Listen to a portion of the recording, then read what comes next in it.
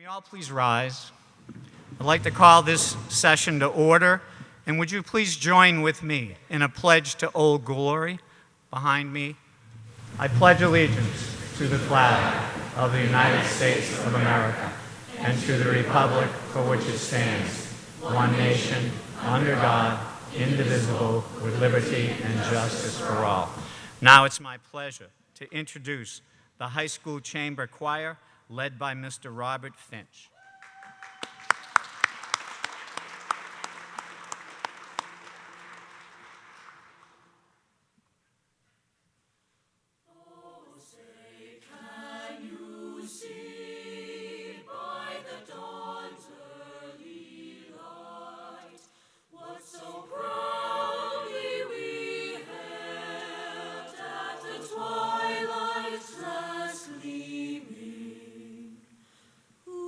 Stripes and bright stars through the perilous fight, for the ramparts we watched were so gallantly streaming,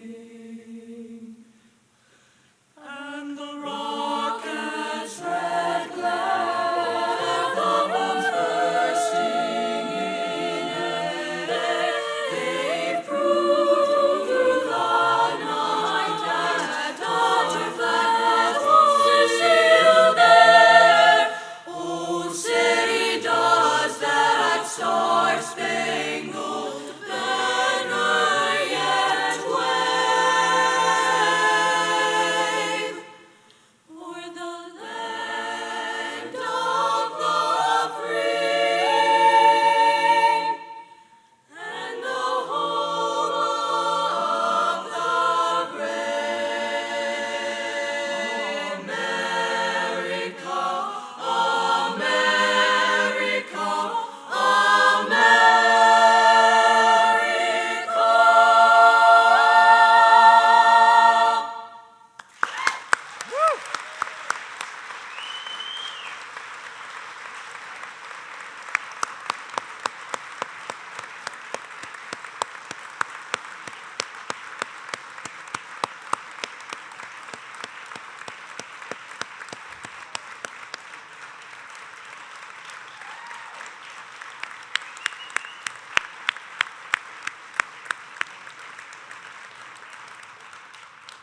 Thank you. Excellent.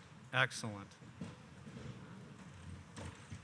My name's Robert Harb, and it's my honor to be the moderator for tonight's deliberative session. I'd like to ask now those on the school board and the budget committee, starting to my immediate right, if you could introduce yourself for those present and those watching on cable. Thank you. Thank you. Kristen Lewis Savage, Plasto School Board Member. Susan Sherman, Plasto Rep. Sarah Mockamer, Plasto. Jeff Dow, District CFO, Business Administrator. Earl Metzler, Superintendent of Schools.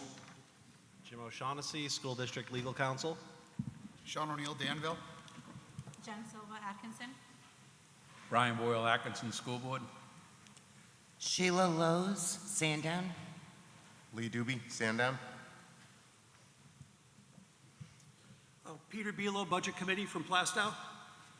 Phil Sherwood, Budget Committee, Atkinson. Michael Mascola, Plasto. Todd McCormick, Budget Committee, Danville. Alan David, Sandown. Julie Hammond, Atkinson. Thank you. Next, I'm going to move on to what has been our standard moderator operating rules. Number 1, no smoking. Please turn off cell phones or set them to vibrate. Number 2, each person will treat every other participant with courtesy and respect. Number 3, any voter who wishes to address the meeting will approach the microphone, they're in the center aisle, be recognized by the moderator, state your name, address, and spell your name so it can properly be entered in the record. Number 4, general comments are limited to 3 minutes maximum. Presentations will be given 10 minutes. Number 5, speakers will remain at the microphone for answers to your questions. Number 6, all questions to the school board, budget committee, or other officials or meeting participants will be directed to the moderator, myself. Each voter who desires to speak on any article will be given a chance to do so before any voter is given a second opportunity to speak on the same issues. Number 8, makers of motions and seconds will state their name for the district clerk. I'm going to reiterate that because this is very important. The district clerk by law now needs to enter your name into the record if you make a second. So we can't have 1,000 people go second. So we need your name for the record.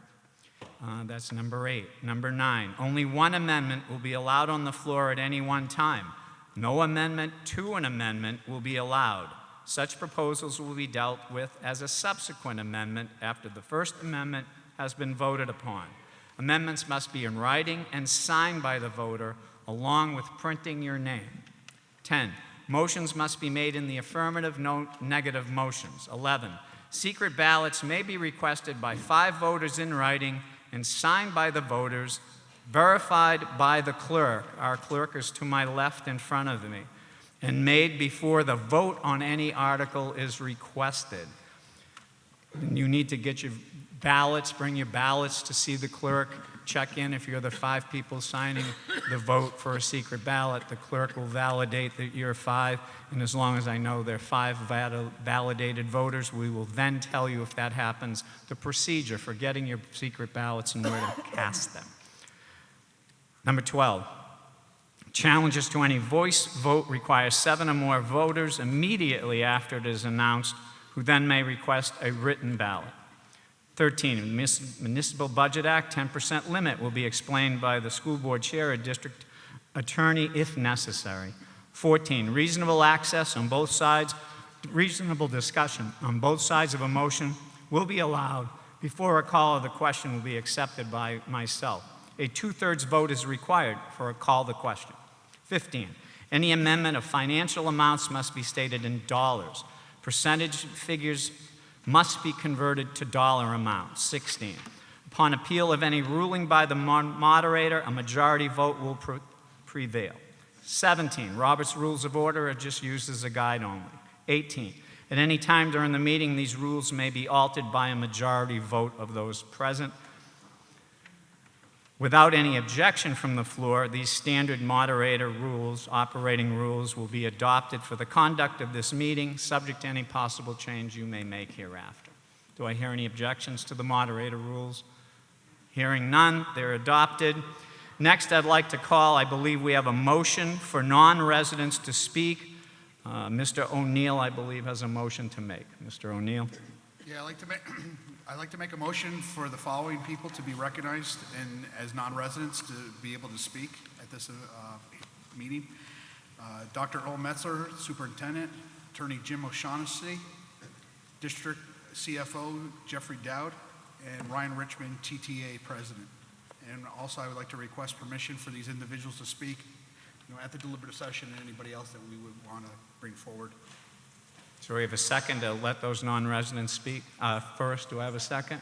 Seconded by Kristen Savage. Any discussion? All those in favor say aye. Aye. Opposed, nay. Abstain? The ayes have it. Thank you. Moving on now to the warrant. You all have copies of the warrant. They were outside the room if you don't have them. 2020 Timberlane Regional School District warrant, State of New Hampshire, to the inhabitants of the school district of the towns of Atkinson, Danville, Plastow, and Sandown, New Hampshire, qualified to vote in district affairs. First session of annual meeting deliberative. You are hereby notified to meet at the Timberlane High School, 36 Greeno Road, Plastow, New Hampshire, on Thursday, the 6th day of February 2020 at 7 p.m.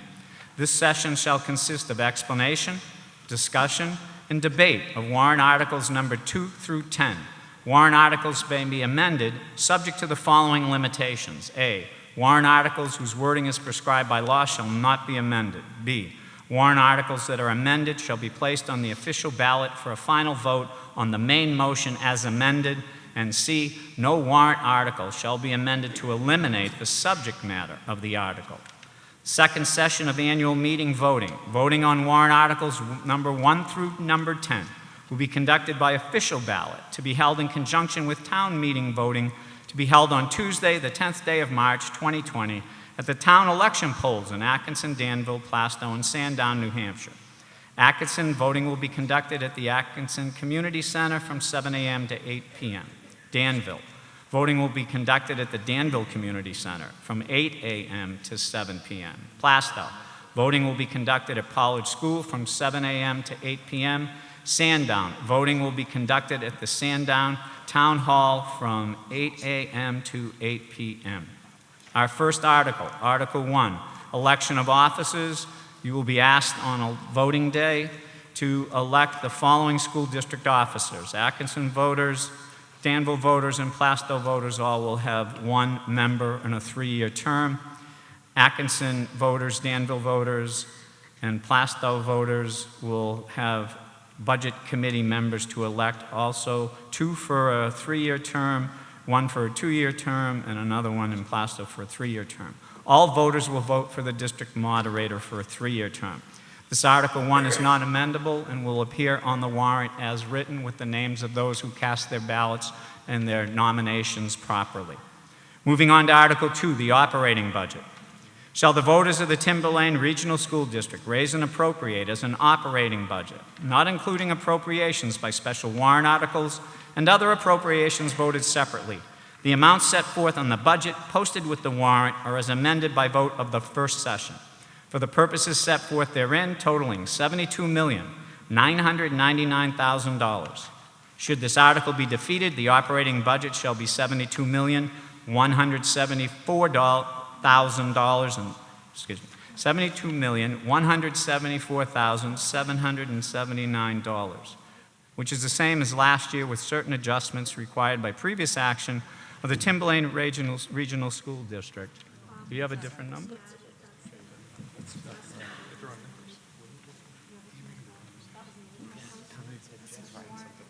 Okay, my excuse and mistake. The budget for the default budget was changed. I don't know what yours says. Mine had said what I read, but now it's amended. It's probably the screen's correct? Yes. Screen is correct. Should this article be defeated, the operating budget will be $72,620,557.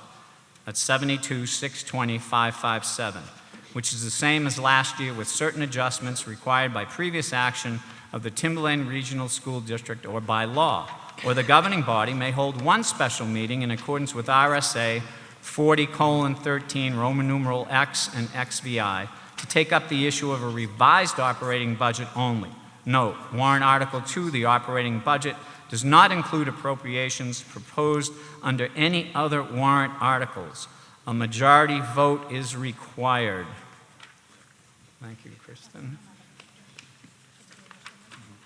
Recommended by the school board. I'm going to turn around and make sure.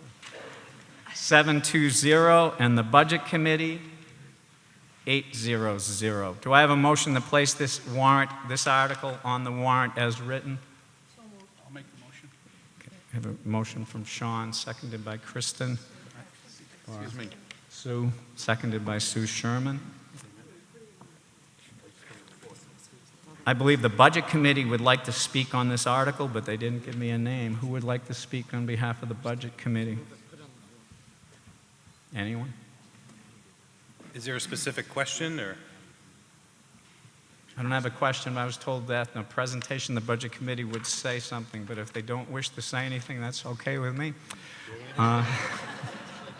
Is there any discussion on the operating budget? Any discussion on the operating budget? I'd like to make a motion, Mr. Moderator, on the operating budget. Yes? I'd like to make a motion to increase the operating budget by $100,000 under School Board Services, account 2319-890. This is to restore the $100,000 for the withdrawal. It was taken out at a meeting by the Budget Committee after our public hearing. So do you have that in writing, and what is your actual number for the total of the... 100,000 even. So that, what do you want? The new number for the 2319? Correct. Right now it reads 25,000. I want to amend that to read 125,000. No, the new number for the total amount of the budget. You are increasing it by 100,000, so what's your new number? 73. 73,099. 73099.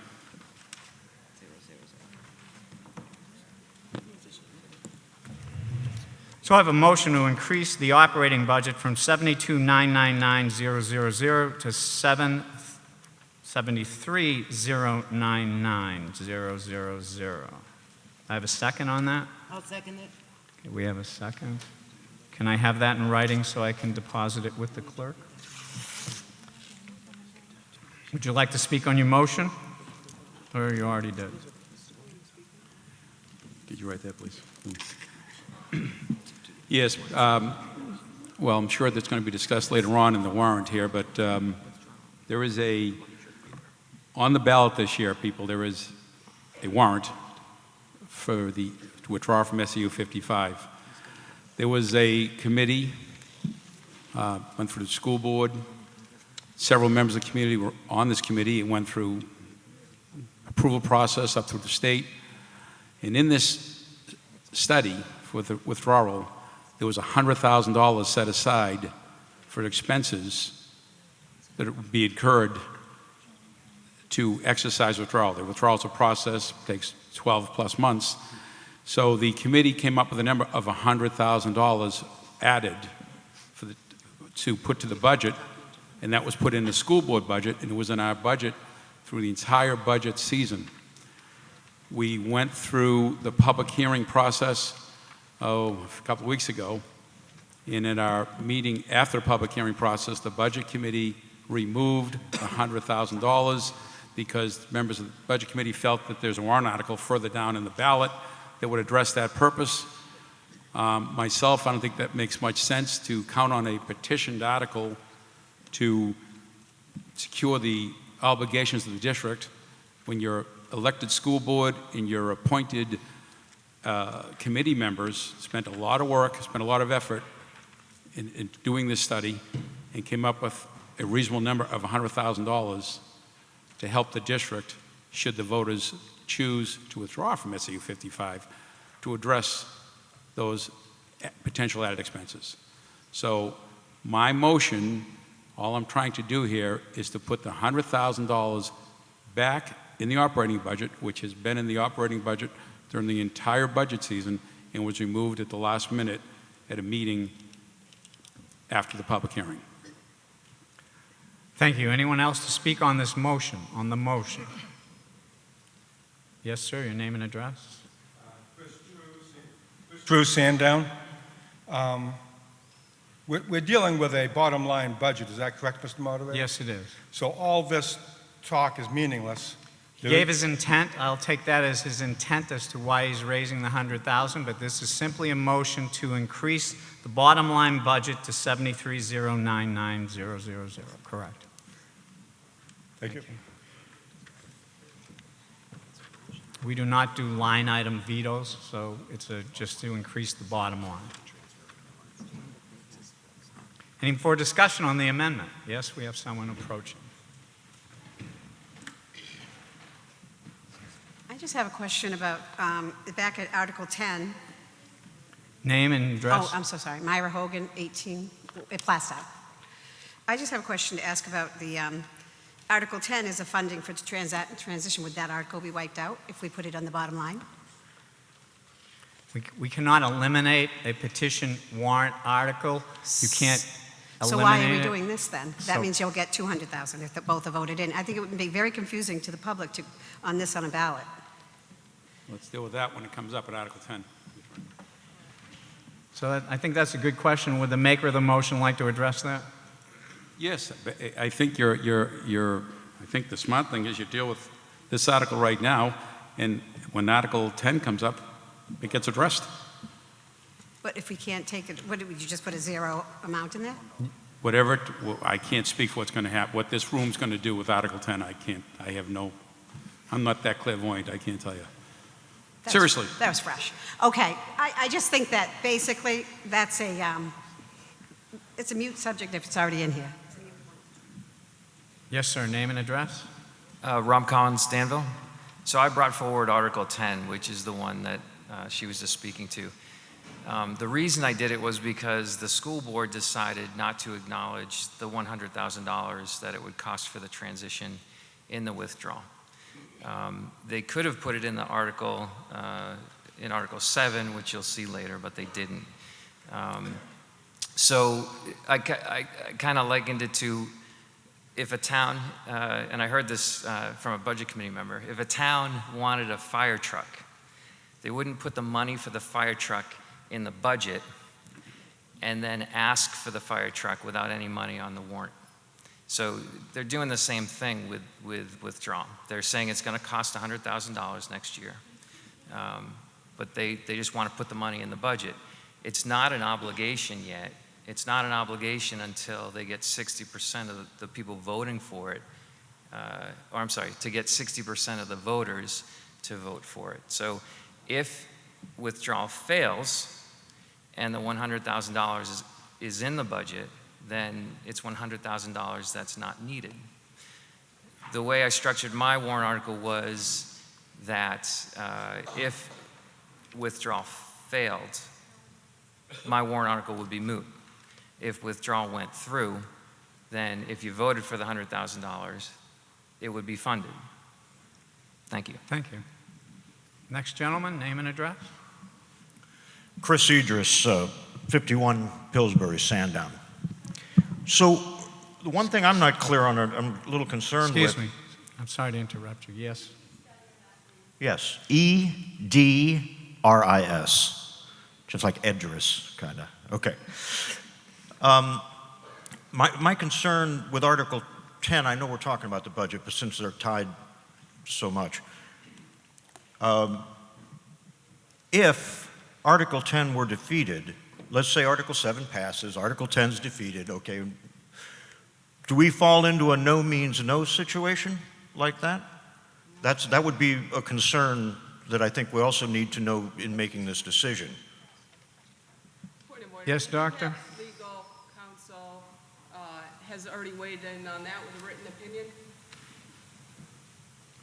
Mr. O'Shaughnessy, do you want to make a comment towards this question? Yes, please. And also address the idea that we could have put the money into the warrant for the withdrawal, as that is not allowed under statute. Thank you, Dr. Farah. That was why my hand was up. Okay. There's a warrant article on the warrant that's asking the voters to approve the withdrawal plan. The language in the warrant article is language that comes from the statute. The language in the statute says that the warrant article presented to the voters on the withdrawal has to be in substantially the following form. The opinion that the district received from the council that advised the committee, as well as my opinion, is that the question that has to be placed before the voters has to be a question of whether or not they approve the plan, yes or no. In my opinion, adding other components like an appropriation would render it to be no longer in substantially the following form and would violate the statute. In other legal contexts, substantially the following form means it bears a very strong or near identical resemblance to the language in the statute. That's what's in before you. In my opinion, the voters have a right to vote yes or no on the withdrawal plan. And if there's going to be an appropriation to fund the withdrawal plan, that has to be done in a separate warrant article. Now moving on, there is a separate warrant article. That separate warrant article is asking for an appropriation of $100,000. There's language in RSA 3210 that says if a purpose or appropriation is zeroed out or not approved by the legislative body, funds cannot be spent for that purpose. So you have two laws that are in conflict, and how would that conflict be resolved? Jim O'Shaughnessy can't predict how a court with 100% certainty would resolve that conflict. But where you have a statutory withdrawal process that's moving forward, and you have another more general law that applies more generally to appropriations and line item transfers, it's my opinion that the district would not only it would have to spend money to make sure that the withdrawal went forward because the law says so. The law says that once the voters approve the withdrawal, they have to proceed to withdraw. And if that requires expending funds, then they would expend funds. If someone brought a court case, I feel very strongly that a judge would allow the district to expend the funds to see that the withdrawal went forward, that the voters chose to allow. So I don't think no means no would prevent the withdrawal from carrying forward. I think that would be, for lack of a better word, that'd kind of be a ridiculous outcome. All right. Just one follow-on question? sir? Follow-up? Just very quickly. Summarize for myself, make sure I understand. What I just heard was if the voters choose to withdraw, approve Article 7 on 3/5 majority, your position, your belief is that it would have to be funded regardless if there was a warrant funding it or default budget or anything? Correct. Okay, thank you very much. Yes, sir. Name and address. Chris Longchamps, Sandown. Can you say it again? You weren't close Chris enough. Longchamps, Sandown. I'm just curious, what is the $100,000 for? Point of inquiry. Doctor? I'll speak to that. I was chair of the withdrawal committee that was formed after the warrant was approved by the voters per statute. That $100,000 is intended to fund the transition as we move from SAU 55. Should the withdrawal pass, there will be a new SAU form that will be comprised solely of Timberlane. It will not affect the schools within Timberlane, but it will become a new SAU. So the SAU has approximately 14 employees. As we transition from SAU 55 to a new SAU, there needs to be some overlap of staffing before we go to our new SAU. So there's built into the transition plan, there's a year of transition. Next year would be the transition. A few months prior to that, we would be looking for who would be our new staffing, whether it's some of the current SAU staff members, all the SAU staff members. That would have to be decided. But there was a thought that there should be some money set aside for transition should it be needed. It's not a hard and fast number, but we felt that was an adequate number to fund any sorts of costs that might be associated. That being said, Timberlane owns the SAU building. We're the majority of the SAU by students, so I can't anticipate that it would be, other than that. So that was based on legal counsel advice. Timberlane hired counsel specifically to advise us with regards to withdrawal. So the board, through counsel, was advised to put that money into the budget. That's in addition to the $228,600? That's a separate citizen's petition, which... Well, that's the buyout for retirement, right? So you're saying it's another $100,000 for... There's Okay. no... I guess we can talk about that when it comes up. We need to, that is a, let's talk about that later. Fair enough. Diana True, TRUE, 41 Hump Pond, Sandown. So my question is, if we increase the budget by $100,000, how are we as voters ensure that that money will be going to what you say? A warrant article definitely tells us where the money is going, but increasing the budget by $100,000 does not tell us where it's going. Well, it's a bottom line budget, so to me, I understand your question, but if the voters say we want to withdraw, that's how we were making sure it was going to happen. Placing a bet on a petitioned warrant article to fund what is a potential obligation, I don't really like that bet.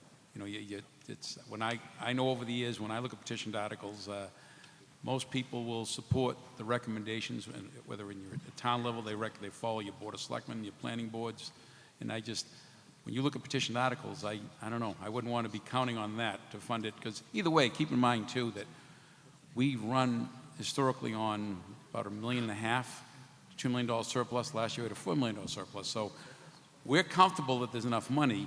I'm just trying to put it back to where the report was and where the discussion was all fall. That was the whole purpose of my request for amendment.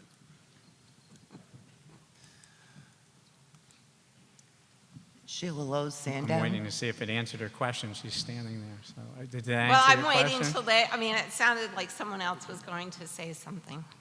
Well, I have about 5 hands, so I don't know Okay. who else is going to say something. It's just that warrant articles are for the people to speak and say where they want their money to go. So putting $100,000 in a budget doesn't make me feel confident that that's what it will go to. That's all. Mr. Bealow? I absolutely agree with Mrs. True on this.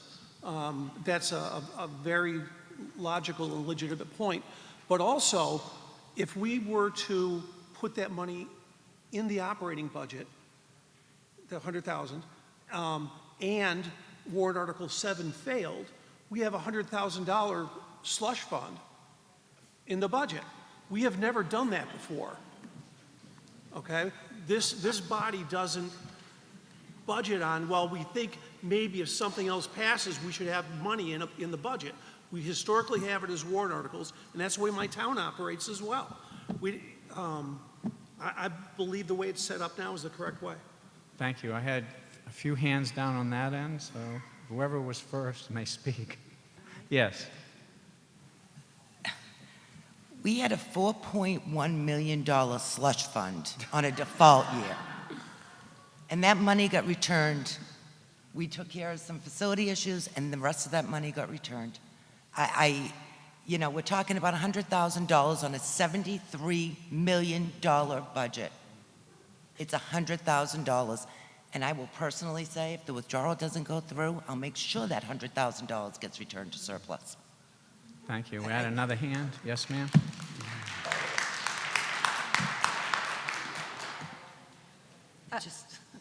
My comment was similar to Sheila's, and I understand the concern about the $100,000, but if the point about if the people speak about having a warrant article that they're in favor of, if the people speak that the withdrawal will happen, then we need to make it happen. And so that $100,000 we felt was responsible, I mean, for whatever might come up. We don't know exactly what might come up. But if the withdrawal doesn't pass, that $100,000, I'm not concerned about spending that erroneously on something we don't need. I don't know of a time that the school board has ever just spent money erroneously and not given money back to the taxpayers that wasn't used. Thank you. All due respect, if there's so much money in the budget and there's such a huge surplus, then why add the $100,000? We just established that no means no isn't a problem here, right? So why even add the extra $100,000? I'm the one that made the motion on the budget committee, and I did it because we were at a point where we needed to get our budget down lower. We didn't want to take it all from capital because capital improvements are far more important. So we decided to take a little bit out of somewhere where there was another warrant article that was already covering that money and was going to be out there for people to vote on, so that we could take $900 instead of $1 million out of capital. And again, to the point that we always have a surplus, if there's always money in the budget and no means no isn't a problem here, I don't see the reason to add an extra $100,000 to this already $73 million budget. Thank you.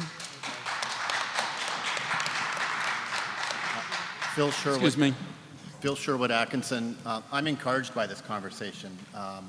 I first started out, I know we're not talking about withdrawal specifically, but we are, was opposed to it, then neutral, and I believe I'm going to vote yes. And I only mention this because I think it speaks to the merits of my argument, my motive.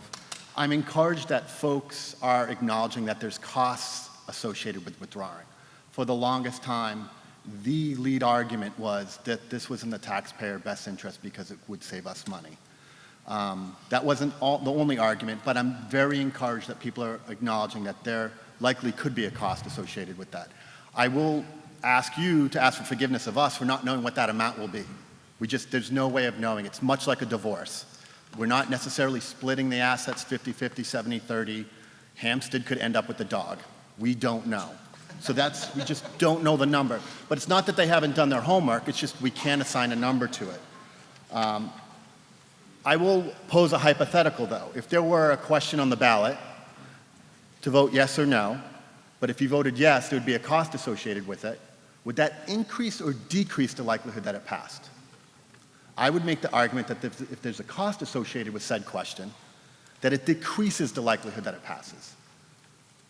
So I think if we want to be honest or as transparent as possible with the taxpayers, I'm thinking we should put the money in with the warrant article so that they understand that the money's connected with their vote. Thank you. Yes, sir. Oh, we had Doctor? Sorry, just hang on 1 second. I just lost my train of thought on this. The idea that the school board is not being honest by essentially putting this into the budget or trying to bury it, if this were not, the statute clearly could have said that the warrant could be written such that you could put money into it. There's no way that the school board could put money into the warrant article. And I just think it is, yes, we could certainly do without this $100,000, but it was a cost that was associated, and to Mr. Sherwood's point, there's a cost associated with the transition. There's a savings associated with the withdrawal. So to say that this is going to cost the taxpayers money is not correct. If you read the withdrawal report, which every member from the withdrawal committee approved, it was approved by the State Board of Education. There were many hours spent on costing this out. It's clear that there's a savings associated with the withdrawal, even though the transition year may have some costs associated with it. Thank you. Anyone new to speak before the gentleman speaks? Yes, sir. Rob Collins, Danville. To that point, the school board, if they couldn't put the money in Article 7, they could have created another warrant article for the money, for the withdrawal, just like I did. And speaking to the surplus, to Mrs. True's point, the surplus was 4.1, but only 3.1 came back to the taxpayers. $700,000 was spent on capital projects at the end of the year, moving money from the operating budget to the capital budget, which has its own penalties because we're a cooperative district. And then another $300,000 was put into retention by the school board. So $1 million of the 4.1 slush fund was actually taken by the school board and not returned. I have a new speaker approaching the mic. Jim Garrity from, I'm He sorry. was in line, Jim. Go ahead. He was far back in line, but he was in line. I was trying to be respectful. Trying to be respectful. Carsten Springer, Sandown Road, Danville. I believe that the school board will return the money if they don't spend it. I'm not worried about that. I just want to try to boil down some numbers very quickly so that we can all vote coherently. So do I understand, yes or no? I think you mentioned the number that we had about $4 million roughly. That was there for unexpected events last year that was returned to the voters, correct? Yes. Okay, Yes. Well, as Mr. Collins has pointed out, $3 million in cash. I'm and going I to keep the guess- and numbers the other round. million in improvements, so they were all returned to the voters, unlike previous boards. Okay, so the round number for all of us, not to get bogged down, is about $4 million, right? Yes. All right. So even if the 100,000 is not approved in the other warrant article, and we don't raise the budget here, even if that occurs, we would be talking about 2.5% of that $4 million if we had to find 100,000, correct? Those are the numbers. Yep. Let's pick a worst case scenario. Let's say we need $200,000 for unexpected. We're still looking at 5% of the $4 million buffer that we wisely build into the budget. So if those numbers are correct, I'm looking at this and saying, why are we raising the number in the budget when we already do have an unexpected buffer built in? That's my piece. Thank you. Anyone new to speak on this motion? Yes, Doctor. I'm sorry, I'd like to Mr. Collins' point about why the school board didn't put a warrant for $100,000. The school board and the budget committee, as Mr. Boyle said, had the $100,000 in the budget till after the public hearing when the budget committee removed that $100,000. There would have been no reason for the school board to put that on a separate warrant. It was in the budget. James? Jim Garrity from Atkinson. Just remind everyone, we're in Article 2, not Article 10 or 7, and we're talking about, the question on the floor is, should we increase the budget by $100,000? So if we can just focus on that and make a decision, yay or nay, that'd be really good.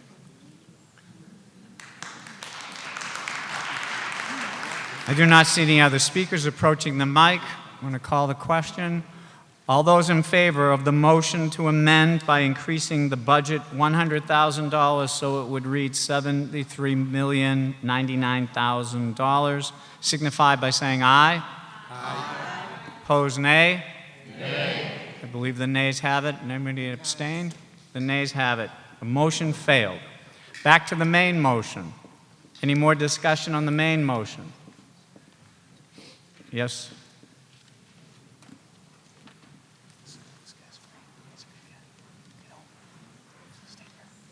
I'd like to offer a motion to amend the Timberlane budget to $71 million.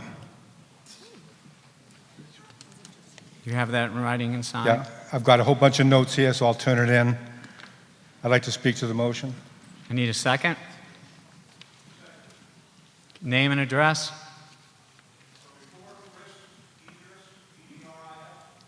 Got it? Thank you, Chris. Now you may speak on your motion. I picked 71 million because that's an easy number to write down. I kept changing the numbers all around. A lot of 999s. 71 million. That's roughly a $2 million budget cut. When we first came here before the meeting started, we saw that there was going to be a real choice for the taxpayers. You can vote for the budget, or you can vote for the operating budget from last year, approximately $800,000. That was a real choice that we were going to give the taxpayers. That quickly disappeared without any explanation at all. They bumped it up another 400,000, 450,000, whatever it was, so that the difference that we're offering the taxpayers between the default and the regular now really isn't much of a choice at all. It's like $400,000. $400,000 with a $4 million surplus from last year. A $4 million surplus last year that wasn't returned to the people. We took $4 million more than we needed, but we only gave you back $3 million. The school should be able to run quite effectively with $71 million, and that would be without any real cuts to the operation cost of the school, because that is, I say, it's approximately $2 million with a $3 or $4 million surplus coming at us. Thank you. Anyone else to speak on the motion to reduce the budget to $71 million? Thank you, Mr. True. Motion is to decrease the budget to $71 million. Is there a second? He had a second, yes. Yes, ma'am.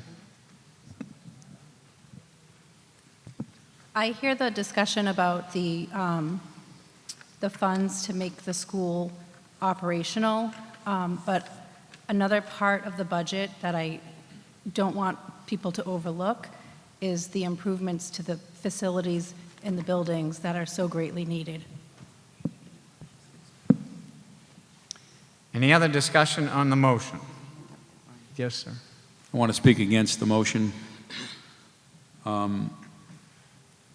No, you really can't run Timberlane pretty much. You'd be hard pressed to run it on 71 million because you'd be getting right down to the penny here. It just makes smart business sense to have $1.5 million in that range built in. You're talking about a couple $100 million of buildings that these kids go to every day. And we were able to put some money into the buildings this year. Would like to put more into it. Your default budget, the school board first came out with, was 72.1 on certain obligations. The result of a lawsuit, we raised it because we didn't feel like fighting about it because we knew what we could run this place on. And it's interesting how the same petitioner who was talking about transparency is trying to have the voters of Timberlane. I'm personally in support of the proposed budget, so if the budget does not pass and we go into a default, this board came up with a number initially of approximately $400,000 less, because that was what we felt was the real number by our training. As a result of a lawsuit, which people have welcomed, you can do what you got to do. Anyone, you can legally file lawsuits, and the district got sued, and we increased it because we felt we had enough money to run this place. But I think to take the proposed budget down to 71 million would really be tying the hands of everyone who runs this place and everyone who works here, and you would have very little to do any type of repairs or improvements. Thank you. Anyone else to speak on the motion to amend? Yes, ma'am. Mr. True, I'm kind of curious. Were you against the $700,000 used to replace roofs in these buildings? I mean, these were roofs that were end of life, that we had to make a decision on to replace out of that surplus. I mean, that was a very logical choice for me. All questions should be addressed this to is myself. directly to this. You're not supposed to address them directly. You can ask the question to sorry. me, and I'll ask you. I guess my question is that, we had a $4.1 million surplus, which is probably one of the largest surplus we've had in years. And we used $700,000 of that to replace roofs in elementary schools, in 3 different elementary schools that solely needed these roofs replaced. So I understand your question. I'll ask Mr. True if he wishes to answer that question. He doesn't have to.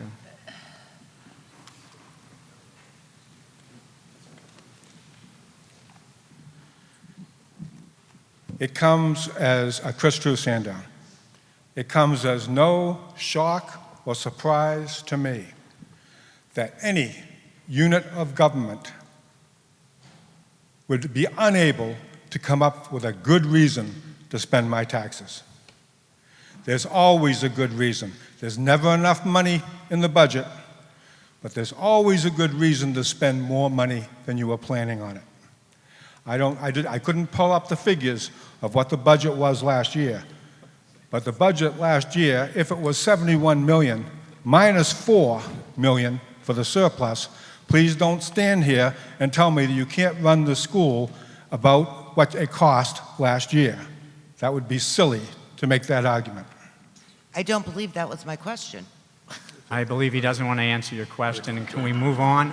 Do I think you spent the money wisely? I'm asking if you thought... My answer is government always finds a way to spend my taxes. They never fail to come up with a good reason to spend my taxes. You got too much money was taken from the taxpayers of this district, and you found a way to spend some of it. That's Is there my anyone objection. else to speak on this motion? Yes. Yes. Yes. I think there are a lot of individuals out there where Mr. True's comments resonate with. The irony, though, here is, and the school board can attest to this in the budget committee, the reason the facilities are in such tough shape and in need of investment is because previously the spending didn't happen. I've heard an overwhelming argument that if we don't spend more in facilities, it's only going to cost us a lot more in the long run. The conservative thing to do in this case is to invest in the facilities and not continue to ignore it. This board is paying the price for past boards that kick the can down the road. Don't blame them.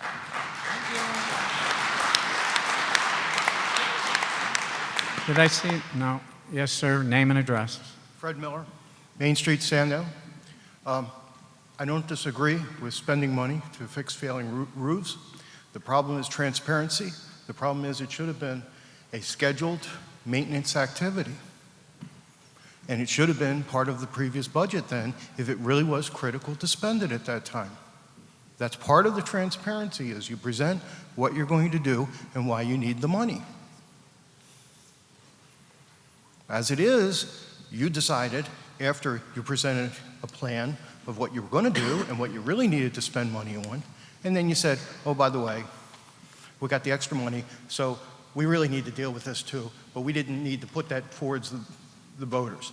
It's a difference if it's an emergency. Difference is if there's a building failure, and you have to immediately respond to protect life, property, etc. But if it's a planned maintenance activity, especially for critical infrastructure, it should be part of the normal budgetary process. Thank you. Anyone new to speak on this? I'll go here, and then the gentleman at the mic.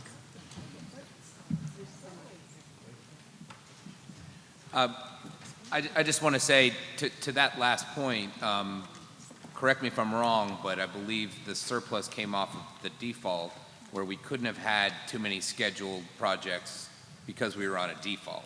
So that's what won the day 2 years ago, and that's why there was no capital built in to improve our failing buildings. We're trying to do that. There is something built in. Because the proposal won last year, we were able to plan for targeted capital improvements. We're trying to double that amount with what you see here for next year. I think we can all agree we don't want to float another $50 million bond, and we're trying to do this conservatively over time and try to reinvest into our buildings. And if you look at the capital improvement plan, and if we haven't made that as public as possible, we should probably do that more.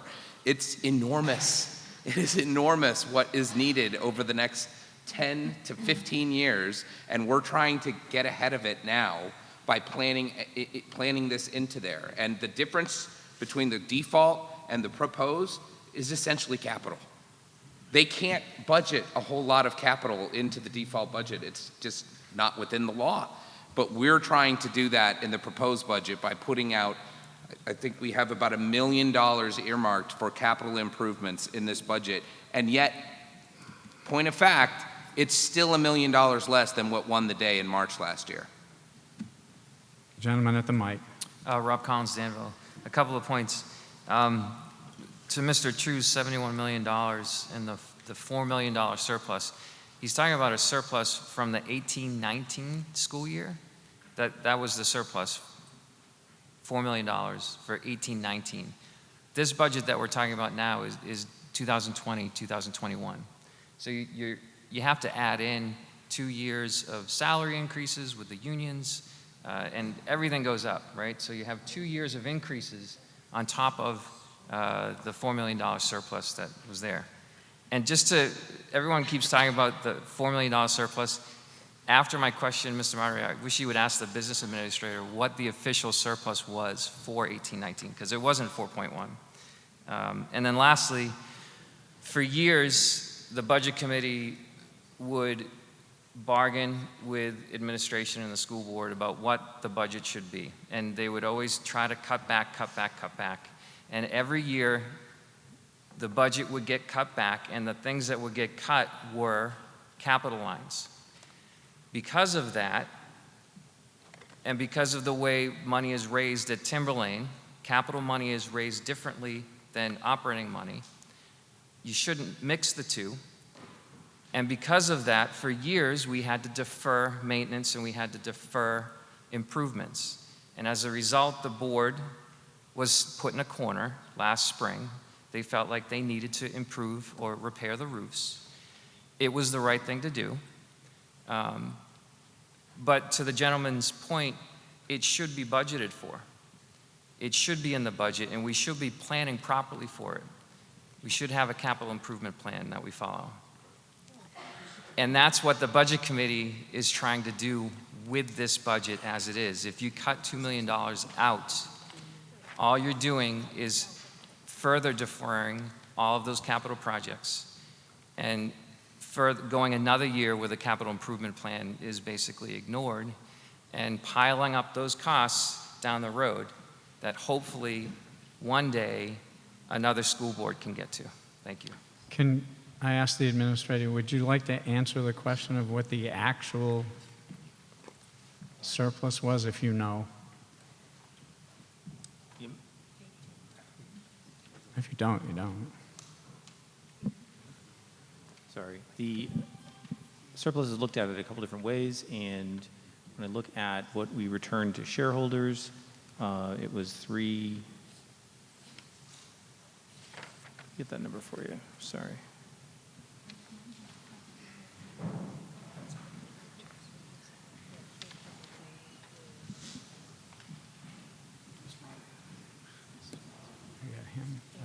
Our return to the shareholders was $3,284,921. Fund balance retention was $500,000. Thank you. I had a hand in the rear row. Yes, Mr. Moderator, I'd just like to clarify. Some of the people might be asking, why do we have such a large surplus some of these different years? And I want you to understand that when we start the budget process, we're starting in September. And in September, we're trying to predict the next school year's budget, and sometimes we're predicting upwards of about a year and a half. So you think about it, in September of 2019, we're looking at what's the budget going to be starting July 1, 2020. That's going to take us all the way to June 30th of 2021. So we're trying to estimate fuel, all types of utilities, contracts, salaries, insurance that we haven't even seen. We don't know what these increases are going to be. And so you have to put a little bit of a buffer in there.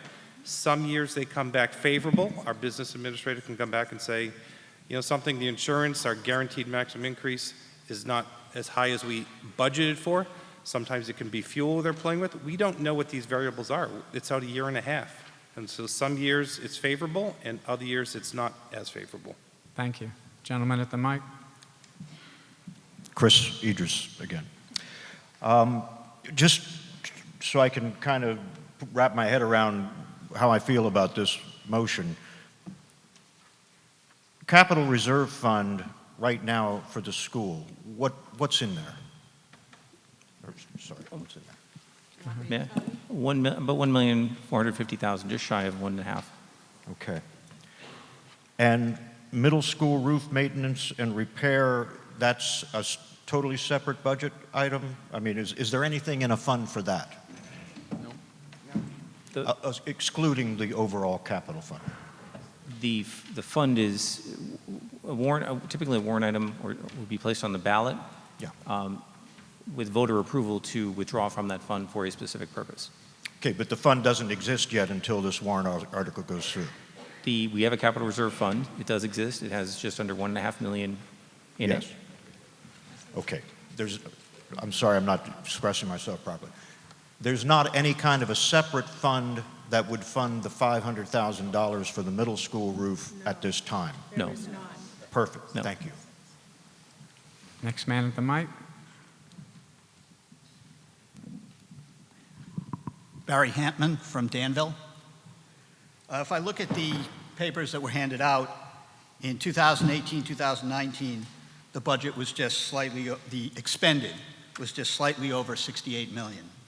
The budget being proposed here tonight is basically 73 million, a difference of 5 million. It's been said that we really need to do all these capital improvements, all the building maintenance. But if I look at the line for building maintenance on here, 4600.450, the delta between what was expended in 2018, 2019, and what's being proposed for 2021 is only a difference of $400,000, a little bit more than 400,000.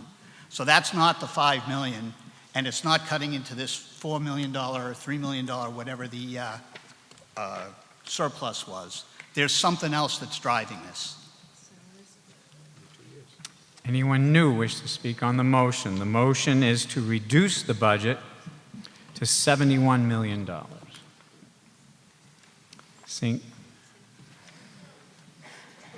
Rob Collins, Danville, just to make the point to Barry that I made to Mr. True, you're talking about a 2-year offset. So You're talking about surplus from 18-19, but we're talking about the 2021 budget. So there are other things driving that. There's salaries, there's fuel costs. Everything that's in the budget increases every year. That's also all part of that. So that there's 2 years difference. It's not last year's surplus we're talking about. It's 2 years ago when we're talking about the 2021 budget. Thank you. I'm going to call this question. I had a request by some of the registered voters here that this time, can you raise your cards? Raise your voter cards when I ask. All those in favor of the motion to reduce the budget to $71 million, please raise your voter card.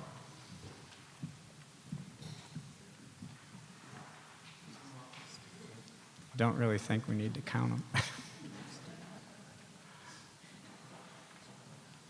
Okay. Thank you. You can put them down. All opposed to the motion, raise your cards. I think you don't need to count them. Thank you. Motion failed. Back to the main motion. Any other discussion on the main motion? Don't see anyone on the mic. So all those in favor of Article 2 as written, please signify by saying aye. Aye. Any opposed? No. Abstained? The ayes have it. Thank you very much. We move on. Mr. Moderator, I'd like to make a motion to restrict reconsideration of this warrant article. We have a motion to restrict. Unless Mrs. Pajak would like to. Oh, can I do it, please? Why, Louise sure. Pajak, Sandown. I make a motion to restrict reconsideration. I have a motion. Thank you, Ms. Pager. We need a second. I'll second. Thank you, Sue Sherman. Second. Any discussion? All in favor say aye. Aye. Opposed, nay. Abstained? The ayes have it. Thank you. Moving on to Article 3, Capital Reserve Fund by Surplus. Shall the voters of the Timberlane Regional School District raise and appropriate up to $250,000 to be placed in the school building construction, reconstruction, capital improvement and land purchase, Capital Reserve Fund established in 1996, with such amount to be transferred from those funds in the June 30, 2020 unassigned fund balance available for transfer on July 1 of this year, which were apportioned as capital expenses in 2019-2020 in accordance with Article 6 of the Timberlane Regional School District Articles of Agreement. No amount to be raised by additional taxation. A majority vote will be required. Recommended by the School Board 900, recommended by the Budget Committee 800. Do I have a motion to place this on the warrant as written? I see Sue Sherman raising her hand. I see seconded by Kristen Savage. Any discussion? Sue. This is a capital reserve fund that was established back in '96. As you can see, the title of the fund, it is for land purchases and improvements to the buildings. We have about $1.4 million in the fund at this time. However, I will point out to you that you, the voters, are the agents for this fund, so that the school board can't spend from this fund without your approval. So if we wanted to do a roof out of this fund, we'd have to put it as a warrant article next year. You would vote for that article, yay or nay. No means no. And then we would expend or not expend. So what it does is there's a time factor there, but it is a good fund. It needs to be bigger, I think, to continue for the kinds of things we'd want to do. We've used this for kitchen repairs in the past and some other improvements in all of our buildings. So it's a good fund to have. Thank you, Sue. Someone else to speak on the article? Yes, sir? Chris Longchamp, Sandown. I think Sue just cleared this up, but I just want to make sure. This can also be used for maintenance? No, not maintenance. Well, roof is maintenance. Is it not? Reconstruction, so there's a difference between renovation and... Well, a capital improvement typically makes an improvement to the facility. Yes. A roof, you need a roof. Yes. You put a new roof on, it's not necessarily an improved roof. Yes, it can, but Okay. we couldn't take the money out of this right now to fix the roof tomorrow without the voters' approval. Gotcha. Thank you. Thank you, sir. Yes, ma'am? Could I just ask that the business administrator let us know how much is in that fund right now? Well, it's just shy of 1.4 we have interest that's accrued since then. I suspect that we're probably close to $1.5 million at this point. Don't see anyone at the mic, and don't see any hands raised. So with no amendments, Article 3 will appear on the warrant as written. Mr. Moderator. Yes. Sorry, can I get clarification on that amount that's in the capital reserve fund? Is that after the money that was approved by the voters for the pack wall removed? Has that money been removed from there? That money's not been removed. That money has not been removed, and that was approximately how much money? 531. 531. So you just gave an amount of 1.4 million around. So that capital reserve fund is really sitting at around 1 million after we remove the money that the voters appropriated last year for us to remove. We still have not completed that project. I just wanted to clarify that for people.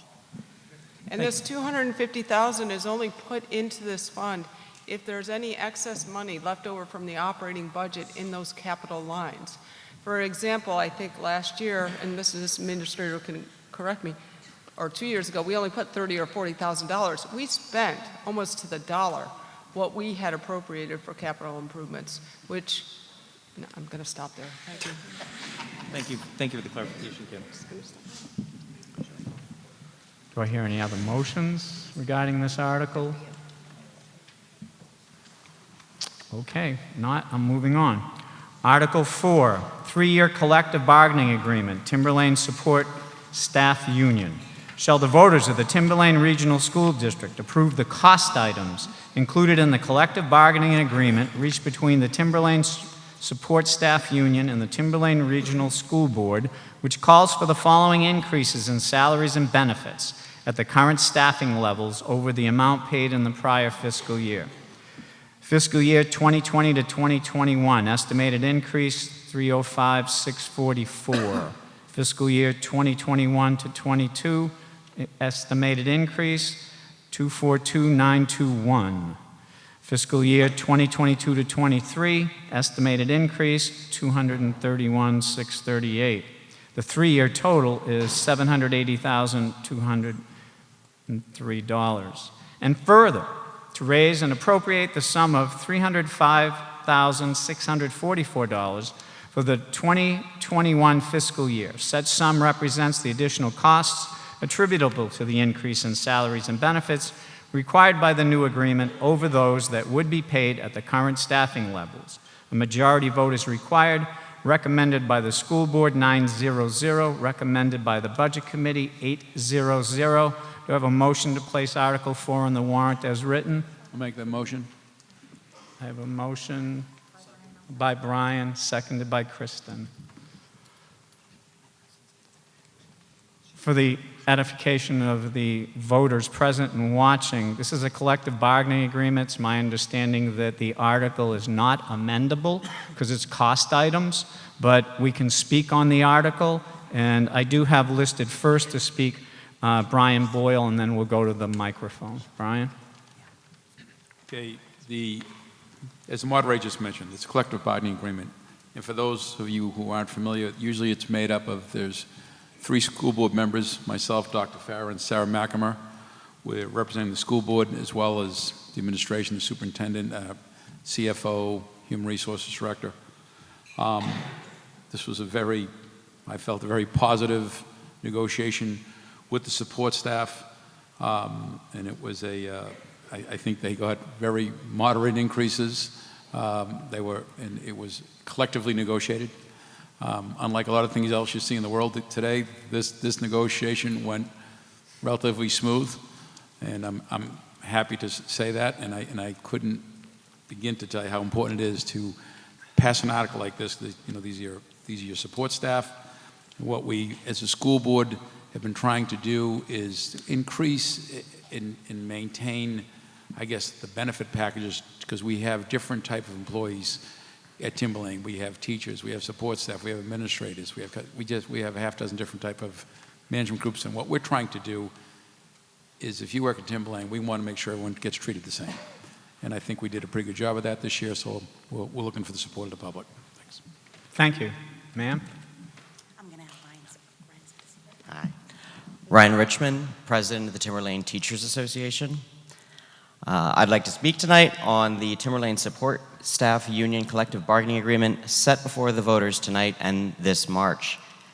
The TSSU and the paraeducators they represent are some of the most important and vital components of the Timberlane community.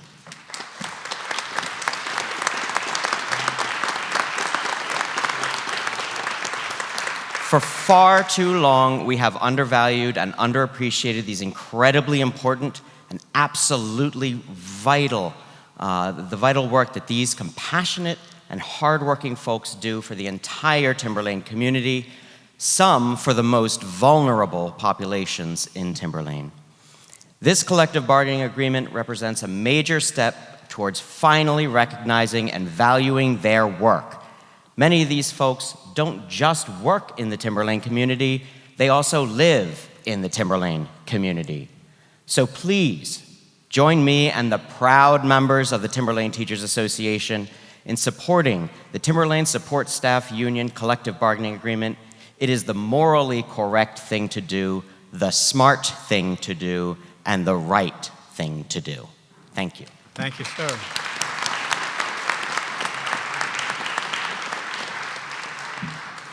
Good evening. I am Laurie Hirschenroder, that is Herchenroder,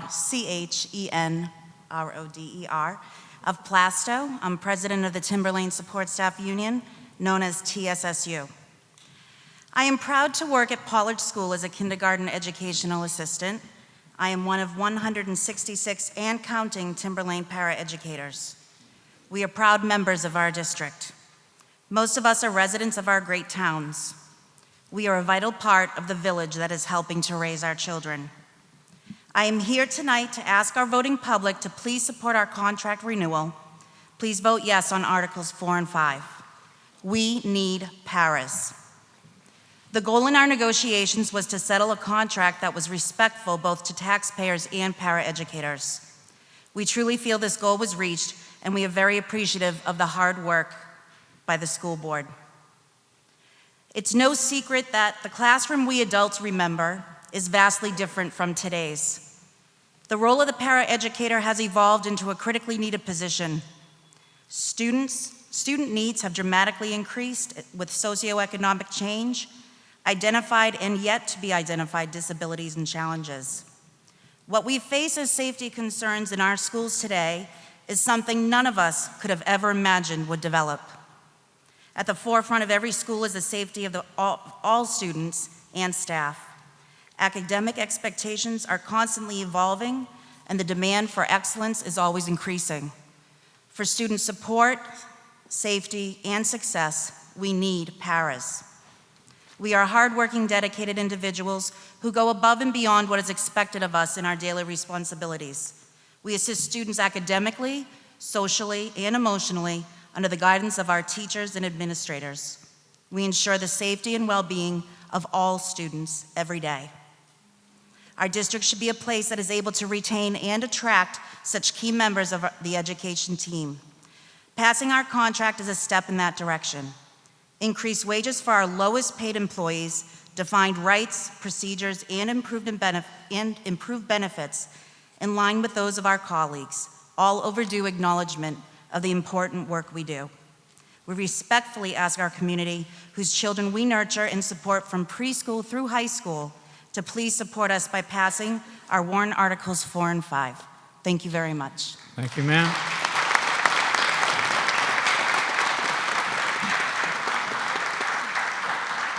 Anyone else to speak on Article 4? Anyone else to speak on Article 4? Seeing no one at the mic and no hands raised, Article 4 will appear on the ballot as written. Article 5, authorization for special meeting on cost items. Shall the voters of the Timberlane Regional School District, if Article 4 is defeated, authorize the Timberlane Regional School Board to call one special meeting at its option to address Article 4 cost items only. Majority vote required. Recommended by the school board, 900. I have a motion to place this on the warrant as written. Made by Kristen. Have a second? Second. Sarah. Sheila, will you speak on this? Or not? I'll take it. This was a couple of people, I guess we talked about a few things of giving the voters a choice. As we were, I guess, victims, if you will, of a default budget a couple of years ago, we as a school board were trying to take some kind of preemptive effort and give people a choice. Obviously, we support the proposed budget, but if people, majority, do not, they can get a second bite at the apple, and that's it. That's what we're trying to do. Thank you. Any more discussion on this article? Seeing none, Article 5 will appear on the ballot as written. Article 6, middle school roof maintenance and repair. Should Article 2 fail, shall the voters of the Timberlane Regional School District raise and appropriate $500,000 for maintenance and repairs of the Timberlane Regional Middle School roof as referenced in the Timberlane Regional School District Capital Improvement Plan. This special warrant article will be a non-lapsing appropriation per RSA 32:7, Roman numeral 6, and will not lapse until June 30, 2023. Majority vote required, recommended by the school board 700, recommended by the budget committee 710. Do I have a motion to place Article 6 on the warrant as written? I have a motion made. Second. See down there, and seconded. Brian, was that you that seconded? I couldn't tell. No, Lee Doobie. Lee Doobie, second. Brian, did you want to speak on Article 6? I guess that's, yeah, I'm sorry. It was, Keep it up. You're doing good. you should play the tape back. Good. Play the tape back there. I was off my articles there. Essentially, yes, that's, as I mentioned earlier, that this board is trying to do everything it can to put much-needed monies into our buildings. Previous boards, I guess, whatever, it doesn't really matter what happened. Anyone that thinks that they can keep ignoring the facilities at Timberlane is sadly mistaken. So what we're trying to do is put this in front of you. So if you do not vote for the proposed budget, then consider voting for this. That's all. Thank you. Anyone else to speak on Article 6? Yes, sir. Rob Collins, Danville. So I remember not too long ago, we put $250,000 into the budget for sprinklers for a school. And it came back to be more than the $250,000 that we originally had thought. So I'm wondering, do we have any quotes on these roofs, or on this roof of how much that will cost us? Thank you. I'll ask Dr. Metzler to answer that. Doc? Good evening. That's a great question. We took an opportunity to look at the middle school roof and the different sections of the roof. We have a quote to repair the sections that are not covered under warranty, and that quote is $978,000. So follow-up question. Yeah, so if there's only $500,000 in the warrant article, is there a plan of how to get the other $500,000? Yes. Sean? The way that we would look at this, Mr. Collins, would be is towards, May, June timeframe, we would look at what our surplus is and see if we can, within the operating budget, fund the extra dollar amount. The other part with this is the reason why it's at $500,000 and not $900 and something thousand is because as the dollar amount increases, the likelihood of the warrant article passing diminishes. Just sheer numbers. So why not be upfront with what it costs in the warrant article? And if you're going to take surplus money, that means you're taking operating expense money, which means you're taking money out of the Danville and Sandown taxpayer pockets and putting it into the Atkinson and Plastow taxpayer pockets because of the differential between EPV and ADM, which are the two buckets. Just like what happens in the spring, which again, you guys, I think you did the right thing with the roofs, but in doing that, Danville taxpayers lost $35,000 and Sandown taxpayers lost over $50,000 of surplus money that should have gone back to them, us, but it didn't. It went to Atkinson and Plastow because of the shift, operating to capital. So I don't want you guys to use operating money for capital items. I want you to budget properly and use the money the way the contract says we're I think you're supposed to getting a use it. little off the topic, but I gave you that follow-up, and I Thank think you. he answered it, Thank so can we have someone, go ahead. There is money in the capital also, Rob. There's money in capital. There is money in the budgets in capital. Doctor would like to talk? If I may, because we started to talk about surplus, and I heard a few discussions earlier tonight about where surplus comes from. I just want to be upfront. And Mr. True, I have a great deal of respect and understand why, but I didn't want to really bring this up back at Article 2. I didn't want it to be a part of whether or not you voted for the budget. But we look at spend rates, and I look at spend rates at somewhere between 3% and 5%. That's about what the surplus will be. So if you're looking at a $70 million budget, the surplus, you can pretty much predict that it's going to be somewhere in 3 to 5%.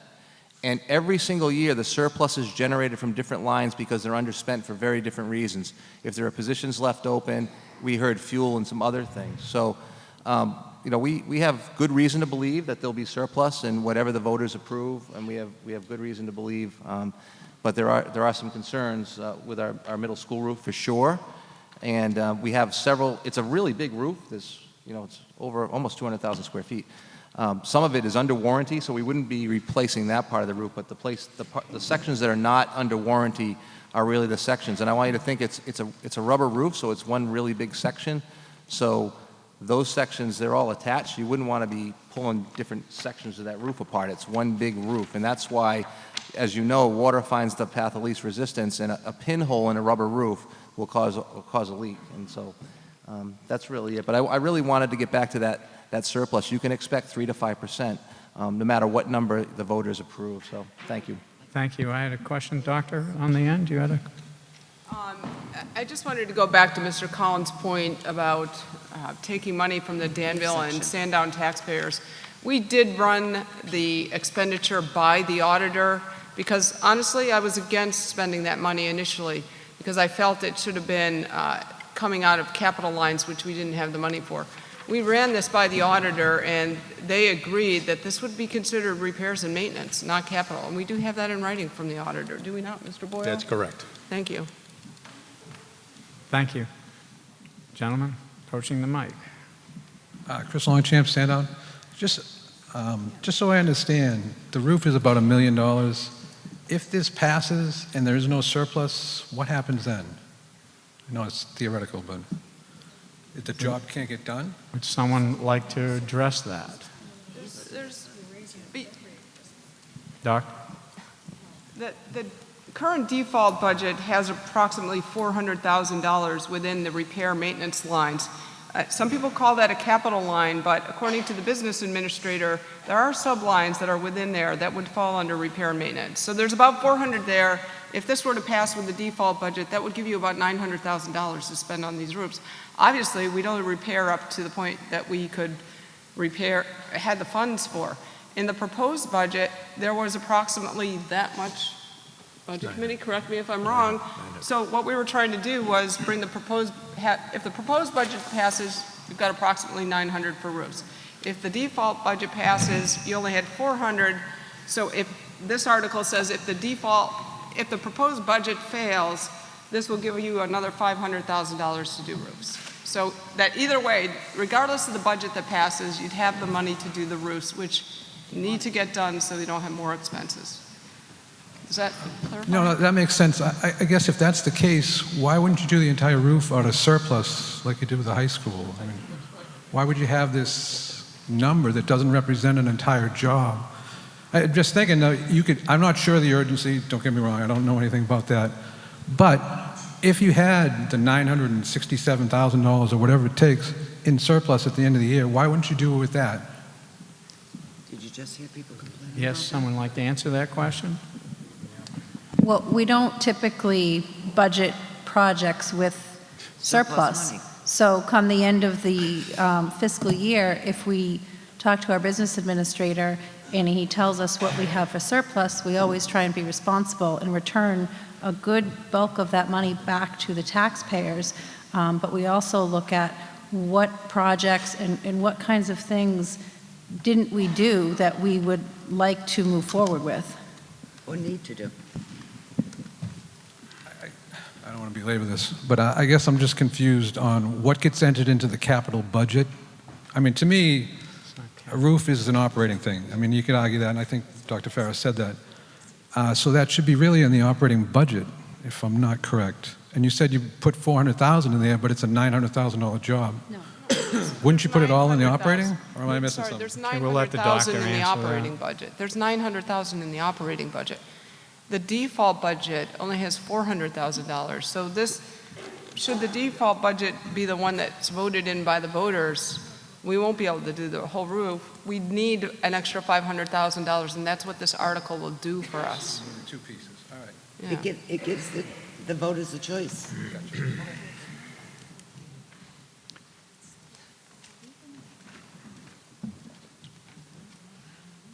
Mr. True? We having fun yet? Chris True, Sandown. Mr. Moderator, just to be clear, I've got, I think, two questions, but my first question is, we're telling the people whether they want to vote on a $500,000 bill, but it's not a $500,000 bill. We're not telling the people what the cost is. Is that correct? I read Article 6 not telling you what the cost is. It just puts a dollar figure that they try to raise and appropriate, as the doctor says, if the operating budget fails. If the operating budget passes, I heard testimony that there's enough money to do the roof. If it fails and the voters want the default budget, there's only 400-something thousand in there for maintenance. You add the 5 and you get to the 9. That's how I read it from the testimony I hear heard that, today. and for anyone, for the 4 people who are here, they hear that. But if somebody's to read this, an uninformed voter, they're going to read, it's going to cost me $500,000 to fix the roof. My other question is, Mr. Moderator, do we have a firm bid signed contract to fix the roof for $900,000? That I don't know, but I'll ask the doctor to answer that if he can. We don't have a, we have a quote, so we had a roofing company come in and give us what they believe the cost would be, and that's $978,000. So we have a signed quote. In the event of an emergency, I'm confident that the old board, the current board, the next board, any board that happens to sit at this table will fix the roof for our kids. I mean, I don't think that's up for debate. So I think people are worried about whether or not we'd have a roof. We're going to have a roof one way or another. So that's the answer. Yes, sir. Rob Collins, Danville. To Dr. Farris' point, that this expense would come out of the 4,600 line in the budget, which is raised through EPV. That was my point. How Timberlane defines capital is different than what an auditor would define as capital for our formula, EPV versus ADM. So with that said, I'd like to make an amendment to this to change the $500,000 to $978,000 and to add that $478,000 come from the capital reserve fund.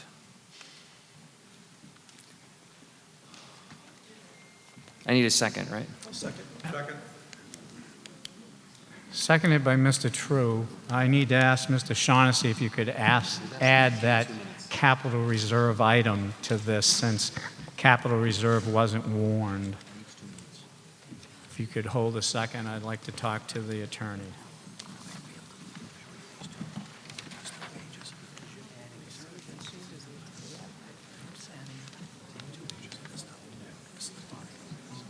You really should, but do what you can.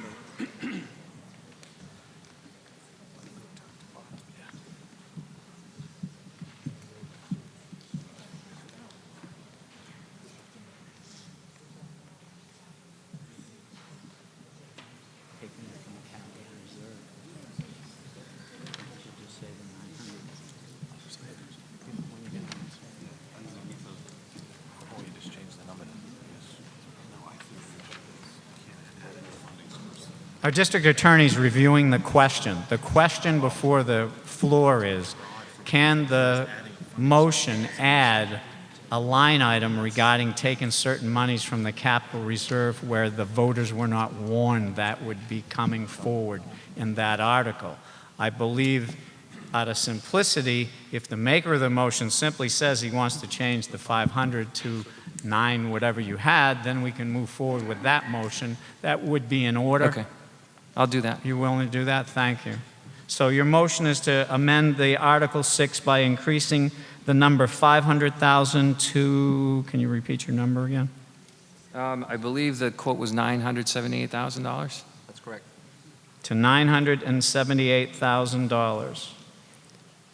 So we have a motion. Does the second agree to the amended motion? Yes. Would you like to speak on your motion? I would. 2 reasons, I think, I want to do this. One is because I think it's the proper way to fund this. I don't think that we should try to back end a bigger project through a smaller number just to get it approved. I think we should put it out there, exactly what it is, and let the voters choose. And I had a second point that I can't remember right now. So. Okay, yes, Peter? I think another good reason to Can you speak into the approve mic? this. Another good reason to approve this amendment is, I guess from what we heard earlier, there's 400,000-ish in the default for capital that could be applied to added to this 500 to be able to do the whole roof. Well, that would decimate the whole maintenance line in the default. So if we did that, there'd be no money left to fix other things. And there's always something. All of you homeowners know that. Thank you, Peter. Anyone new to speak?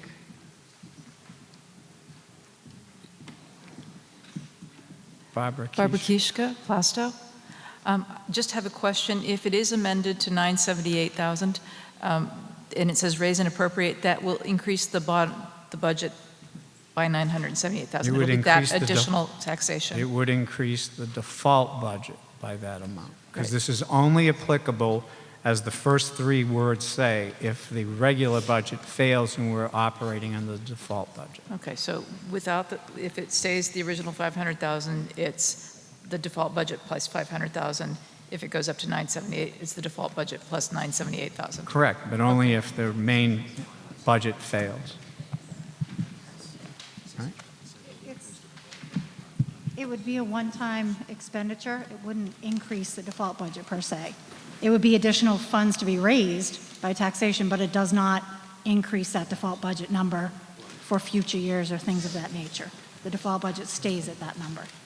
It's just money raised for that particular project. Yes, ma'am. Name and address. Hi, Karen Trasati, Atkinson. Question about the quote. Was there only one quote obtained, or were there multiple? I'll give Dr. Metzler, thank you. Ma'am, could you spell your last name? Thank you. Trasatti. Dr. Metzler, did you hear the question? If you wish to answer it or have the answer, he wondered how many quotes you had to get to the 978. Mr. Paradise, are you available? Gary? Not to get you all the way up here. Do we have one quote on that? Yes, we had one, the roofing company that we typically use to do repairs and maintenance gave us a quote.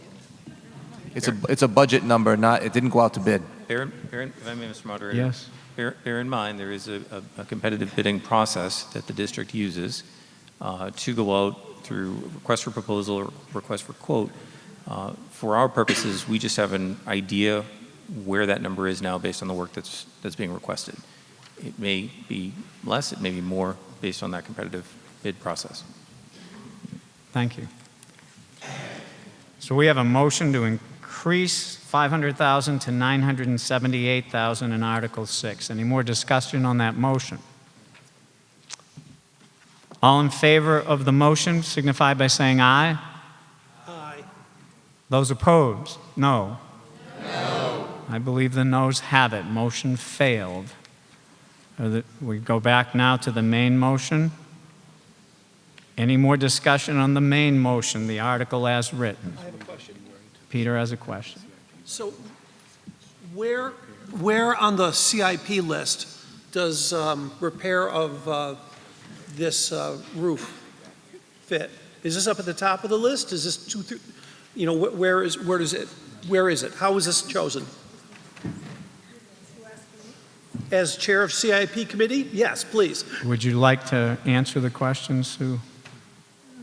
don't make the list that way. It's not a, 1, 2, 3. It is in the CIP. It had been in the process. It's been in the CIP since we started the CIP 3 years ago for needed maintenance and repair in this next current 2021 year. Okay. So it is in the pipeline, if you want to call it the. Thank you. Any other discussion on the article as written? Seeing no one at the mic, no further discussion. Article 6 will appear on the warrant as written. Moving on. Article 7, withdrawal from SAU 55. Shall the Timberlane Regional School District accept the provisions of RSA 194 capital C, providing for the withdrawal from a school administrative unit involving the school districts of Timberlane Regional and Hampstead, in accordance with the provisions of the proposed plan? A 3/5 majority vote is required.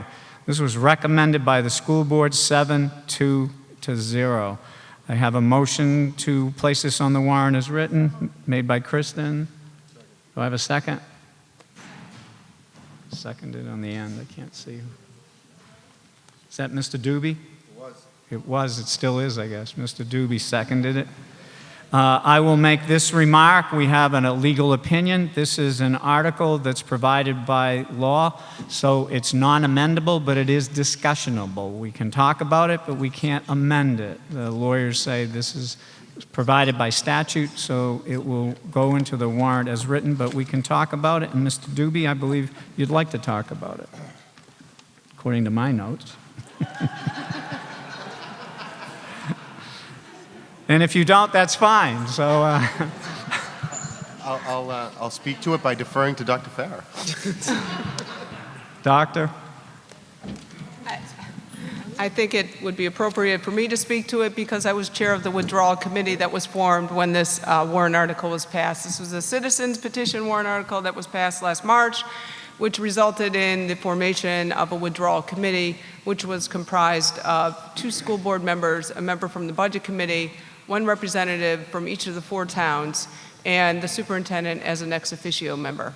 The committee spent most of the summer, almost every week, working on a report that is defined by statute in regards to withdrawal from a school administrative unit. This does not affect Timberlane as an entity.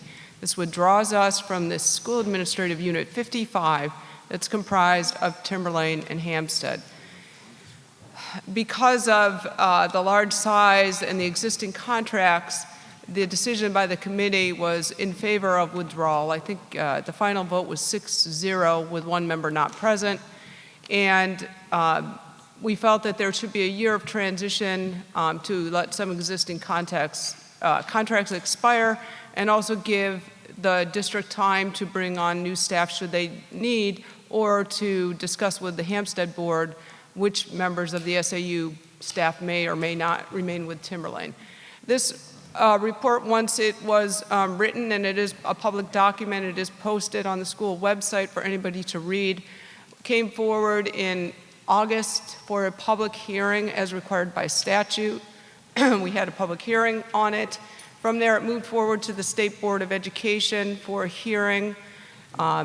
They heard it in September, October, a first hearing, and at that hearing they did not feel that we had addressed the existing liabilities adequately. This was not to say that the committee didn't do its job. This was the first time that the state had actually requested that much detail. So the committee did go back. We reviewed all the liabilities.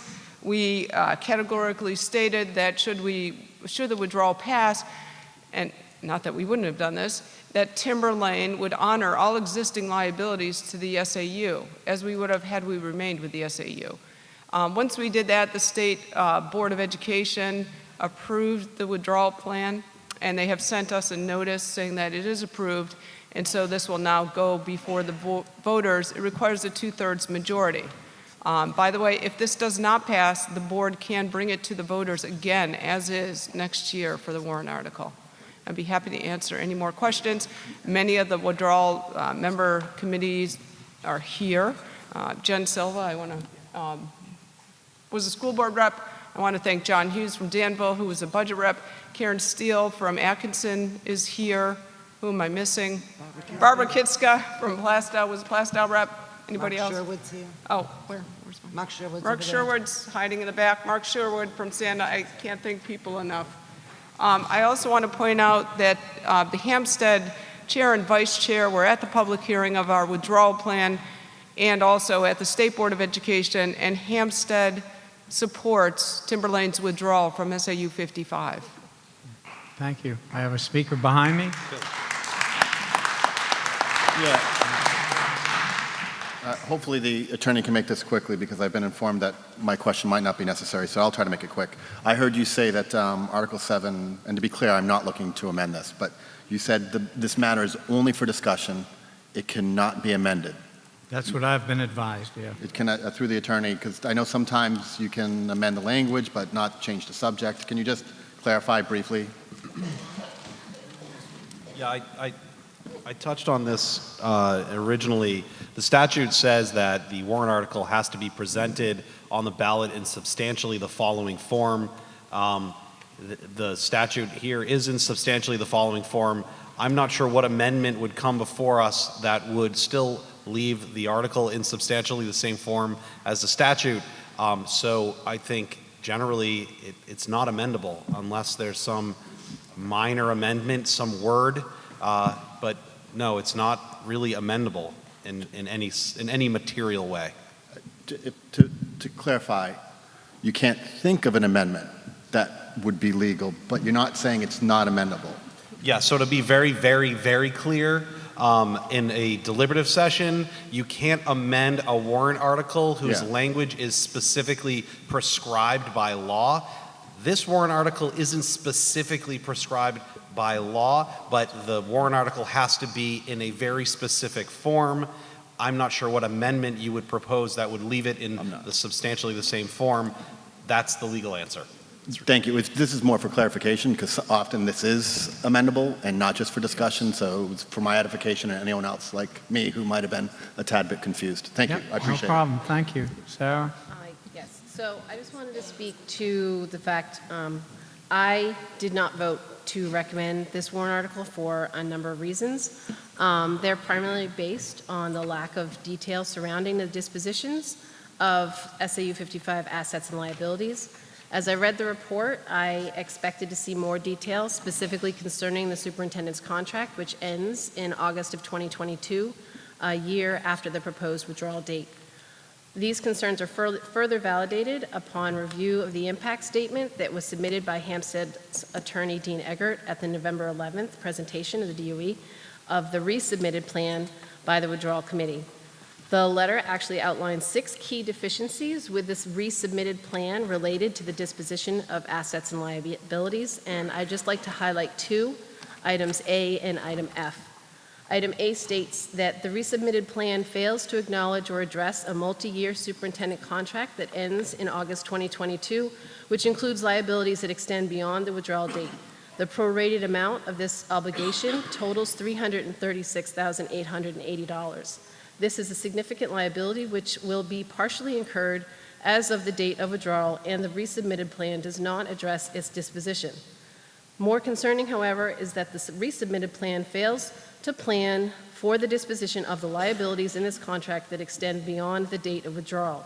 The disposition of such liabilities or an alternative agreement by which one district assumes liability for the remainder of the contract extending beyond withdrawal must be addressed prior to withdrawal. Item F states, finally, the resubmitted plan has stricken all language from Hampstead's proposed plan regarding disposition of liabilities associated with potential third-party claims or litigation initiated against the SAU for a liability which accrued prior to withdrawal. The Hampstead School District is seriously concerned about the intentions of the Timberlane Regional School District SAU number 55 Withdrawal Planning Committee when it eliminates a fair and equitable provision. To me, this indicates it's indicative of Hampstead's intention to ensure that they're not left with a very large bill should this pass. There was, in fact, a letter submitted to the withdrawal committee's attorney on October 30th, which had a number of edits and suggestions which were not included in the actual plan that was submitted to the DOE. The liabilities listed in their plan, while it does talk about some compensation at absence, sick leave, vacation leave, when it comes to the multi-year contract that ends in August 22, it says this contract remains the responsibility of SAU 55. Any pension liabilities follow the employees and will be the sole responsibility of the employee's employer. If we are no longer part of SAU 55, this indicates that contract will be in the hands of Hampstead. And I am concerned that it will cost us more money through lawsuits and litigation that I can't support it. So that is why I voted to not recommend this withdrawal. Thank you. article. Yes, ma'am. I will this is Karen Steele from Atkinson. I'll let Dr. Farah refer to those comments. I just wanted a quick clarification that we require a 3/5 vote, not a 2/3 to pass. That's what the warrant says. I had a doctor. To Mrs. McNamara's point regarding, Mrs. McNamara was reading from the Hampstead School Board's attorney who was present at the first hearing at the State Board of Education, and you can certainly review these meeting minutes or the video, where he states that he was only looking for one additional sentence to clarify the fact that there were liabilities from Timberlane. We did include that. That statement reads, to the extent that there are additional unknown or undefined liabilities of SAU 55, which are later identified and agreed upon by Hampstead School District and Timberlane Regional School District, the committee anticipates that the Hampstead School District and Timberlane Regional School District will share responsibility for those liabilities according to the apportionment for each district as calculated for the 2020-2021 budget year. We specifically added that language at the request of Hampstead, went back to the State Board of Education, and the State Board of Education has approved this plan. Yes, ma'am. I just want to go one step further with that. Those recommendations that Mrs. McNamara read were recommendations from Hampstead's attorney. Hampstead's attorney was not Timberlane's attorney. He was not who we consulted when we wrote the plan. So whatever he's putting in his letter, I suppose he can put there for the benefit of his client, but we are not his client, and we're, I don't think, bound to take his advice into the plan. But beyond that, as Dr. Farah just said, when we went up to the Board of Ed for that hearing, his request was just one simple sentence would suffice, saying that Timberlane recognizes there are these legal obligations, and which we do, and we put that in the plan, and the plan was approved. So all of those comments came secondary to the plan being approved. Thank you. Gentleman at the mic. Rob Collins, Danville. I think to Mrs. McNamara's point, Dr. Farah had said that Hampstead was in favor of this plan. I think Hampstead is in favor of withdrawal. I don't think they're in favor of this plan, though, and I think that's the point. And what will happen, likely, as she stated, is we're going to see increased legal fees because they're going to come after the things that she was speaking of. So I believe, is it the PowerPoint ready? What's that? So I put together a presentation. It's quick. It's not that long. Point of order, Mr. Moderator. Are we limiting presentations to any certain time? I just want to know. The before rules this which were starts. adopted say maximum presentations 10 minutes. I'll It's get gonna it take done 10 minutes? way before 10 minutes. Mr. Moderator, I'd like to make a motion to limit that to 3 minutes. He has a motion to amend the moderator's rules to limit the presentation to 3 minutes. Can the second give your name and address? We couldn't hear it up here, so. We have a motion and a second to limit the poor gentleman to 3 minutes. Anybody want to speak on the motion? All in favor of limiting the presentation to 3 minutes, say aye. Aye. Opposed, nay? Nay. Let's have a show of cards. Get back to your Point of order. seats, grab your Point of order. cards. What percentage do we need? This is changing the rules. We're changing the rules. So what percentage do we need? Majority. A majority. So if you're in favor of limiting the presentation to 3 minutes, please raise your voter card. Voter cards. And don't forget to count the committees on the stage.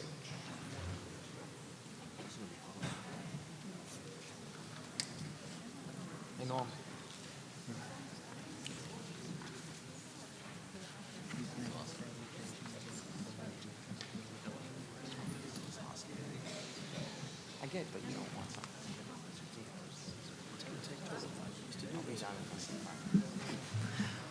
It's going to take longer to count the votes. See if this passes.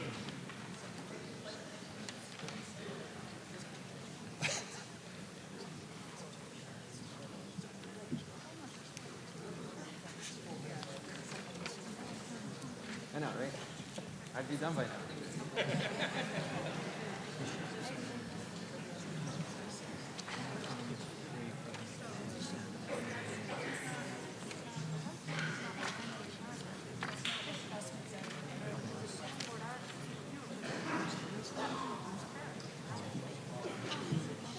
Do you have what? Okay. You can put your cards down. If you're against the motion, please raise your cards.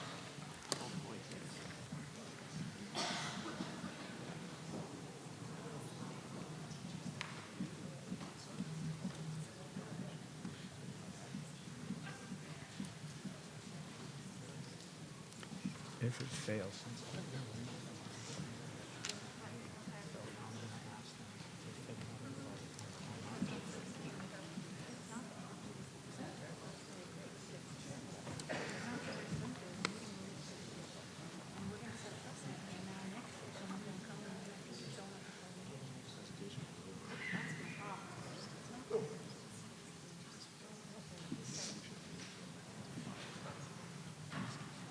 I'm going to ask him how long it's going to be anyway.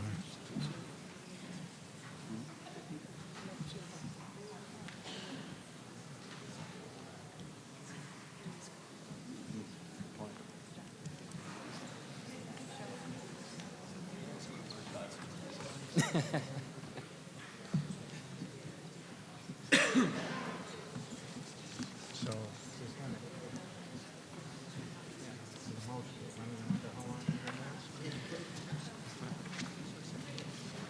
the yeas, Kevin, can you give me those numbers again? We have 77 to limit, yes. 69 no, so you're limited to 3 minutes. And I was brought to my attention, just so it was brought to my attention that technically the operating rules of the moderator stated you have 3 minutes maximum general comments. Presentation to 10, so for the sake of future, if you're not the presenter of the motion, then it's not a presentation, in my opinion. So that related to someone that's presenting the motion. So you have the 3 minutes that it says anyways, and we took 3 minutes to do that. So I can talk fast. Who's controlling the slides? Can I?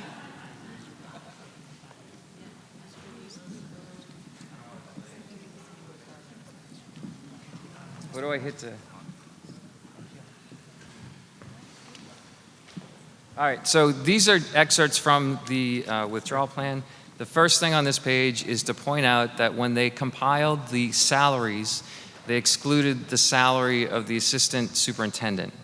So it's about, and benefits as well. So it's about $150,000 that they took out. On this slide, there's a couple of points here that say they assume a savings of 23%.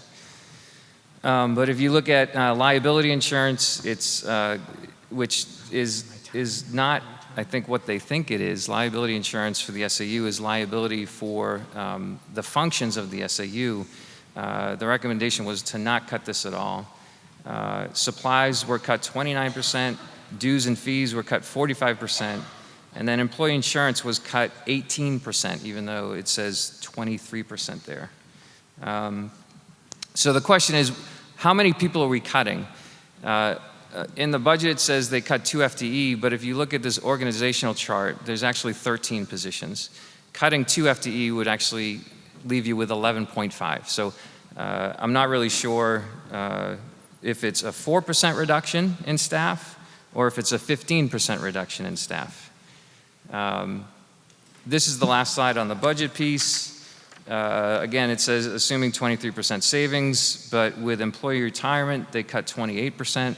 Social Security, they cut 30%. With workers' compensation, they cut 75%. So I don't believe the savings are accurate.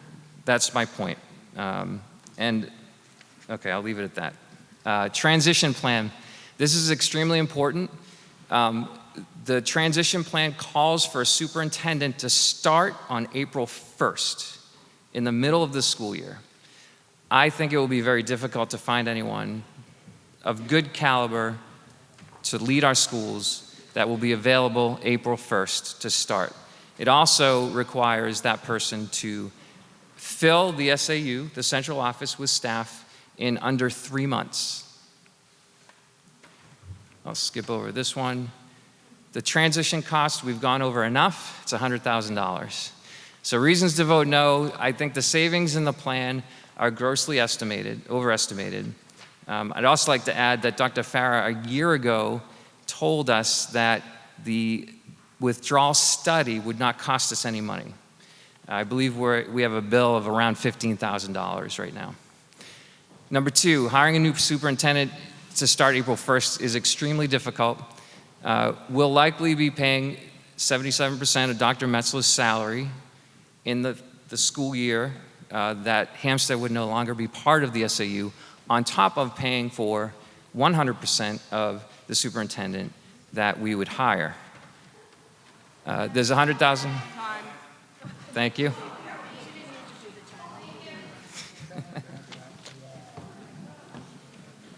Mr. Moderator, can I make a point of order here? Yes. The plan is not the subject of this discussion. The plan has been approved and has already been to a public hearing. I just wanted to clarify that. But we should not be discussing the plan. The plan cannot change now. I believe it is germane to the question before us because according to the warrant article, it said that if we withdraw, withdrawing according to that plan, Okay. and he's just telling you why he doesn't like the plan, I believe. Okay. So I think it's germane. Thank you. We have someone wants to speak behind me. Yes. So the main concern with, I think, some and Rob is that indeed there are costs associated with withdrawing, and in fact, we don't know what they are, but we know that they're there. Others have said, listen, we've met Hampstead's demands. They asked not for much, actually. They asked for specific language about acknowledgement to liabilities to be put in the plan. And that's the only thing they asked for, and we gave them what they want. That does not mean they're accepting the terms of the plan. The reason, in my view, that they asked for one thing and one thing alone is because that gives them leverage come negotiation time. We've acknowledged there's liabilities. No acknowledgement of what those liabilities are. That's to come. They have the leverage. We signed on the dotted lines acknowledging that they're there. So please, I'm not saying I know what the cost is, but if someone tells you there is no cost, your eyebrow should go up. But the reason that language was put in there was to give Hampstead leverage. This is a divorce, and sometimes all spouses aren't equal. The person who initiates the breakup often is left holding the short end of the stick. I am voting yes for withdrawal, but I have concerns at the same time that it won't be in our financial interest. Thank you, ma'am. Karen Steele from Atkinson. I just wanted to address the confusion that has resulted from the org chart that is in the plan, and where Mr. Collins said that there were 13. What we had to do per the RSA is we had to indicate the different functions, and so the orgs are in there. But also in the plan, it's very clearly stated that the assistant superintendent had stated that she spent 80 to 90% of her time with Hampstead. So clearly any function of the assistant superintendent was, for Timberlane's benefit, was already being provided for by Timberlane. So we weren't going to hire an assistant superintendent just to have that person's title if the functions required were already being fulfilled. And so that is why there is that savings of not hiring an assistant superintendent. And so that means of the employees in the SAU, there's 14. 6 are executives, so we reduced that number from 6 down to 5. And then there's 8 other support staff, and we reduced that from 8 down to 6. So that means we would recommend that 2 stay with the existing SAU 55, and that 6 would come with us. So we're going from 14 people down to 11. I just wanted to clarify that. Thank you. Thank you. Brian? I just want to speak on the general, Mr. Collins' general assumptions here. This board has been to court twice in the last 2 years by Mr. Collins expressing his rights, explaining how we as boards did not properly fund a budget, adequately fund education in the district. And when you're listening to certain petitions, although they have their rights, I'm just trying to explain some credibility issues here. Can we not go to credibility? We asked not to make personal statements about people. Okay. That's fine. If you want to say why you're in favor of the Then plan, then you can, but I think that's been covered by you voting for it. So. Okay, well, I think there were numbers put up there that are being challenged. I think that's what I heard someone say. They were challenging numbers. And I'm questioning, the person who challenged the numbers, this doesn't make sense. We, back-to-back years, funded Timberlane and created surpluses. After that, it didn't happen. So from what these people said, we couldn't do it. Thank you. Peter? Go first, if you wish. No, I'm calling you, Peter. If you don't want to talk, then I'll skip you. Then I got my 3 minutes, darn it. I guess I want to start off by saying I'm frankly ambivalent on withdrawal. There's no educational, as far as I can tell, harm or good to come of it. The only issue for me is the financing of the whole thing. We have the committee who say that we can do a successful split and save $130,000 a year every year going forward. I'd like to ask the business administrator, if he supports that, and I'm going to lead up. So the business administrator did an independent analysis that showed it would actually cost us $909,000 more dollars per year. So how do we have a split of over $1 million, a difference of over $1 million here? Make it $1 billion. I'm looking at a spreadsheet that the BA presented. So I'd like to ask the BA if he stands behind his spreadsheet and analysis. Do you wish to answer his question? See a few spreadsheets. And I'd like to make a comment while he's checking that. I've been trying to be very nice because it's a serious article to let people talk about it, but I don't think that here is a time to debate. You can say why you like it or you don't like it, but it's going to appear on the warrant the way it's written. So can you just keep that in mind when you address the comments?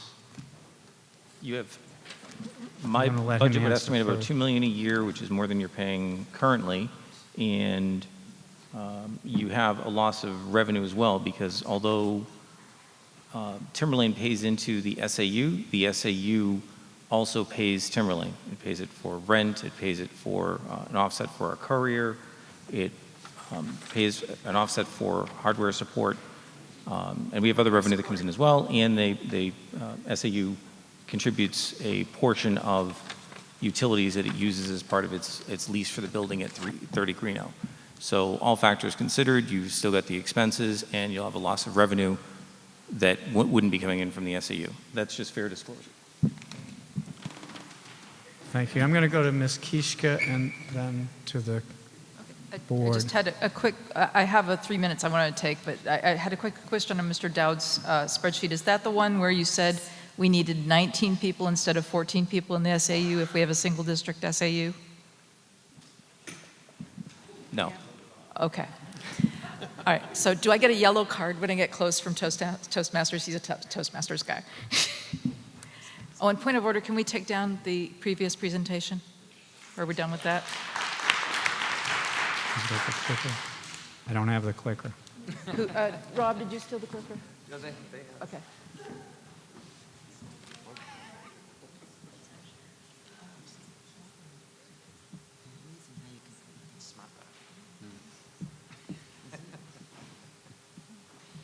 There we go. All right, so we're back on here. This is, as people said, that why are we thinking about withdrawing? This is a divorce between Hampstead and Timberlane. Why would we want a divorce? Because we don't have much in common. We don't have any schools in common. We don't have any education in common. We have the asset in common is a fingerprint machine. That's it, $10,000. And we do have the shared liabilities, which we acknowledged in the plan. So what is the advantage of withdrawing? If we have a single district, then we only have one school board, one audit, one SAU that's like devoted to Timberlane. While we have the Hampstead and the Timberlane, we have 3 school boards, 3 audits, 3 legal teams, and that's, you can see right there, there's a savings even in volunteer time. It takes a lot of effort to be on the school board and the school budget. The thing that has driven us here is for 20 years or more, there's been a feeling of it's unfair whenever there's a vote. So when we do straight voting, Timberlane feels it's unfair because Hampstead has more than 23% of the vote, but they're only doing 23% of the funding. When we do the weighted voting, then Hampstead feels that they can never win. So it just feels like an unfair arrangement. We want to step back. This is breaking up a 100-year relationship. We've been here 100 years, and I believe that's all I need to say. Thank you. You already spoke and made a presentation, so you need to go to the end of the line. And I had a hand raised here. Yes, Mr. Doobie? Hi, Elizabeth Costa Plastow.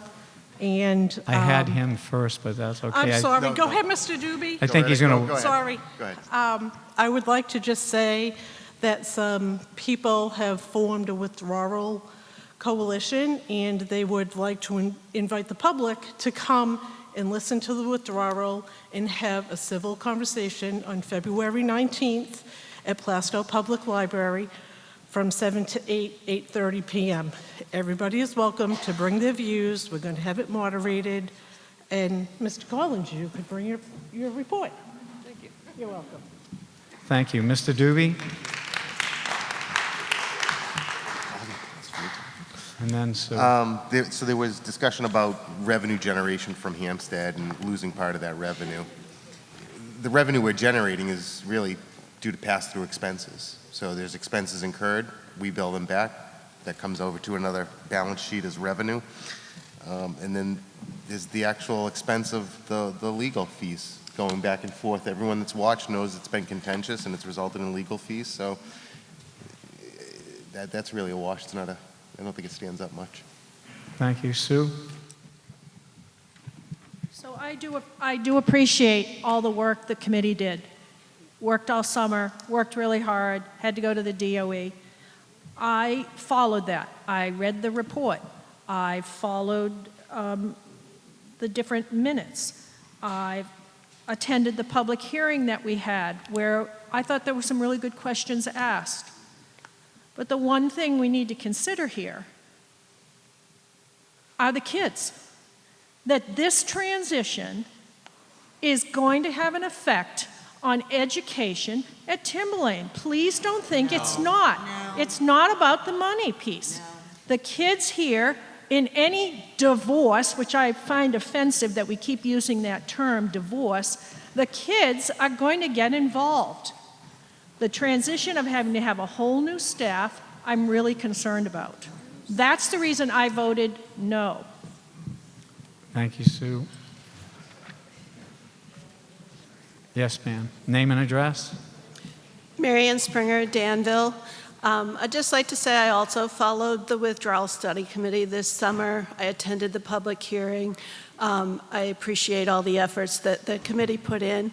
And in terms of impact on students, that was first and foremost on their minds, that having a single district SAU has educational advantages, came through in the report. And while the transition may be difficult, all transitions, all changes are, the long-term benefits, I believe, are clear, and that the interest of the students of the Timberlane District are definitely taken into account in this plan. Thank you.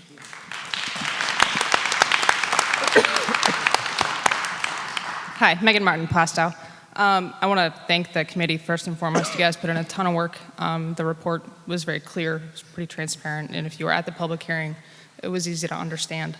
I think we have spent a disproportionate amount of time on an article that we cannot amend, and I think we need to move on. Thank you. I would second that motion. I believe she made a motion to call the question. I'd second that. Second.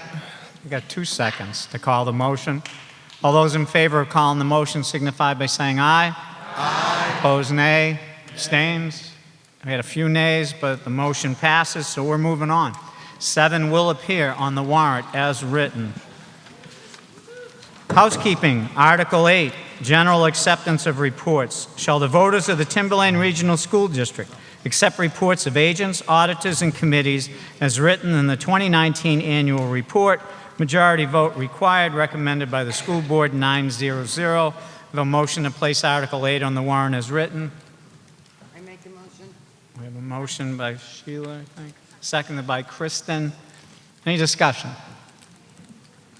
No discussion. This article will appear on the ballot as written. Article 9, Expendable Trust Fund for Withdrawal by Petition. If Article 7, Withdrawal from SAU 55 is approved, shall the Timberlane Regional School District raise and appropriate the sum of $228,600 to fund a new expendable trust fund and to authorize the Timberlane School Board to use/transfer money from this fund to pay Timberlane's share of ongoing health care liabilities of retired SAU 55 employees. Not recommended by the school board, 6-0 to 1. Not recommended by the Budget Committee, 6-2 to 0. Do I hear a motion by the petitioner to place this on the warrant as written? Are you the petitioner? I'm the petitioner. Oh, one of them. Mr. Belo, do you have a second? Not even a second? I'll second it. Thank you. For discussion, seconded. Mr. Belo, you want to speak on your petition? Sure. This is to take care of some retired employees of the SAU. Probably most people, yeah, English, Peter. Most people here probably don't know that there are presently 8 retired SAU employees whom by their contract receive $1,650 per year to go towards their health insurance, and they will be receiving that until they pass away. There's another employee who would be eligible for that when that person retires.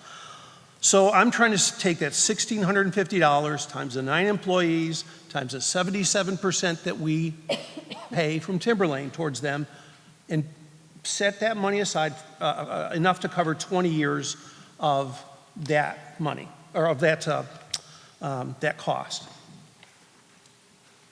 Once we break up, little things like this may have a way of getting lost. You know, this board will not be here in 10 years. Not, I mean, sitting where they are, Sue. Sorry, no offense. So, anyhow, just trying to recognize this cost and get it put away so these people can get their health care funded appropriately. Thank you, Peter. Anyone else to speak on the Article 9 as written? Yes, Doctor.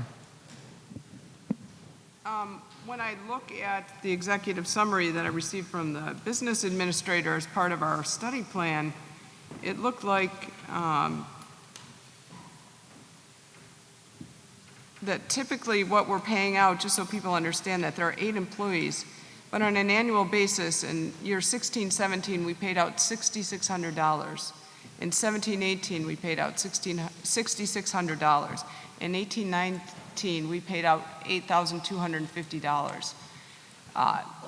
Not to fault Mr. Belo's math, but you're talking about carrying something out for 20 years for employees that are already retired and holding that in a trust fund, which I'm not really sure. I thought that you needed to have the purpose of the trust fund included in your warrant on a trust fund. The committee is aware of this liability. My understanding, if we withdrew, Timberlane would have to continue to pay ongoing liabilities. Yes, Hampstead would take us to court. So it would be in our best interest to pay these liabilities just as we would if we were still in the SAU. This is not an additional liability. This is something that carries with us regardless of whether we leave, we stay, Hampstead leaves, whatever. If they leave, they have this liability. It also, I'm not in favor of putting this amount of money away for an indefinite period of time. I'm a trustee of trust fund in Danville. Once you set up a trust, it takes typically going to court to dissolve this trust. Mr. Garrity's laughing at me. It takes a lot of work. So you put this money in and it's going to be stuck there for a long time. I think it is better. I'm sure if the withdrawal passes that these boards and the lawyers are going to negotiate some sort of long-term agreements on liabilities, and if not, you come back and you have to renegotiate. It doesn't matter if Kim Farr's sitting here or who's sitting here. There's still going to be lawyers involved and boards that have to come together and make decisions on liabilities. Mr. Moderator, I'd like to make a motion to change the amount for $228,600 to 0.00. We have a motion to amend the article by deleting $228,600 and making it $0. On the advice of counsel, they asked me to change it to $1. To $1. But at that point, you have to create the trust fund. So I'm sure you're going to write that motion and put your name on it and sign it, and it's going to say you amend Article 9 by deleting $228,600 and inserting in its place $1. Do we have a second for that? I'll second. We have a second by Mr. Doobie. Any discussion on that motion? The motion to amend down to $1. You're going to speak on the motion? Only on the motion. Chris Longchamp, Sandown. Do we have I think I'm for this, but my only concern is what our liability, our monetary liability is. Do we have a number for that? I mean, I know nobody can tell exactly what it is, but fundamentally, is it $1 million? Is it 100,000? A lot of numbers flying around here. Doctor, did you not say that the current is amount $6,600 a year? Right now, we're paying out $6,600 a year for retirees as part of a health benefit. For all age. It's impossible to quantify, like, what should we would, if all the SAU employees stay with Timberlane, the liability stays with us.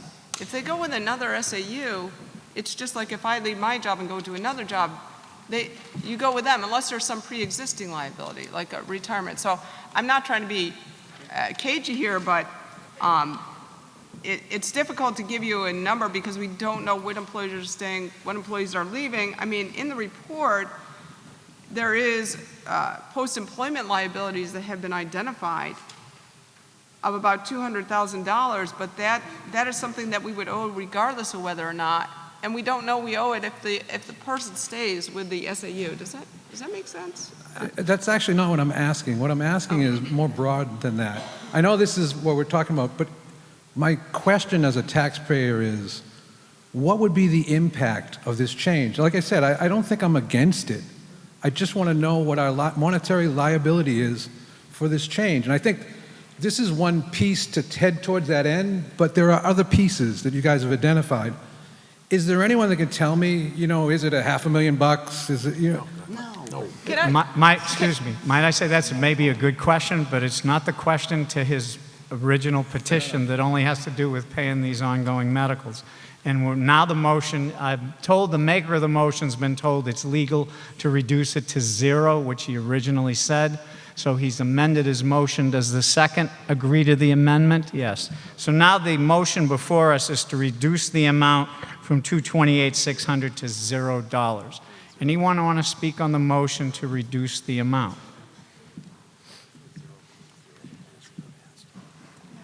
So is the I think we budget about $10,000 a year for this liability currently, and that is in the current budget?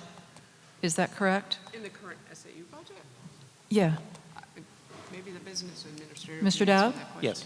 So it's already covered for this year, and we expect for the remaining years, it's going to be about 10,000-ish. So the original was asking for about 30 years worth of 20, okay. All right, thank you.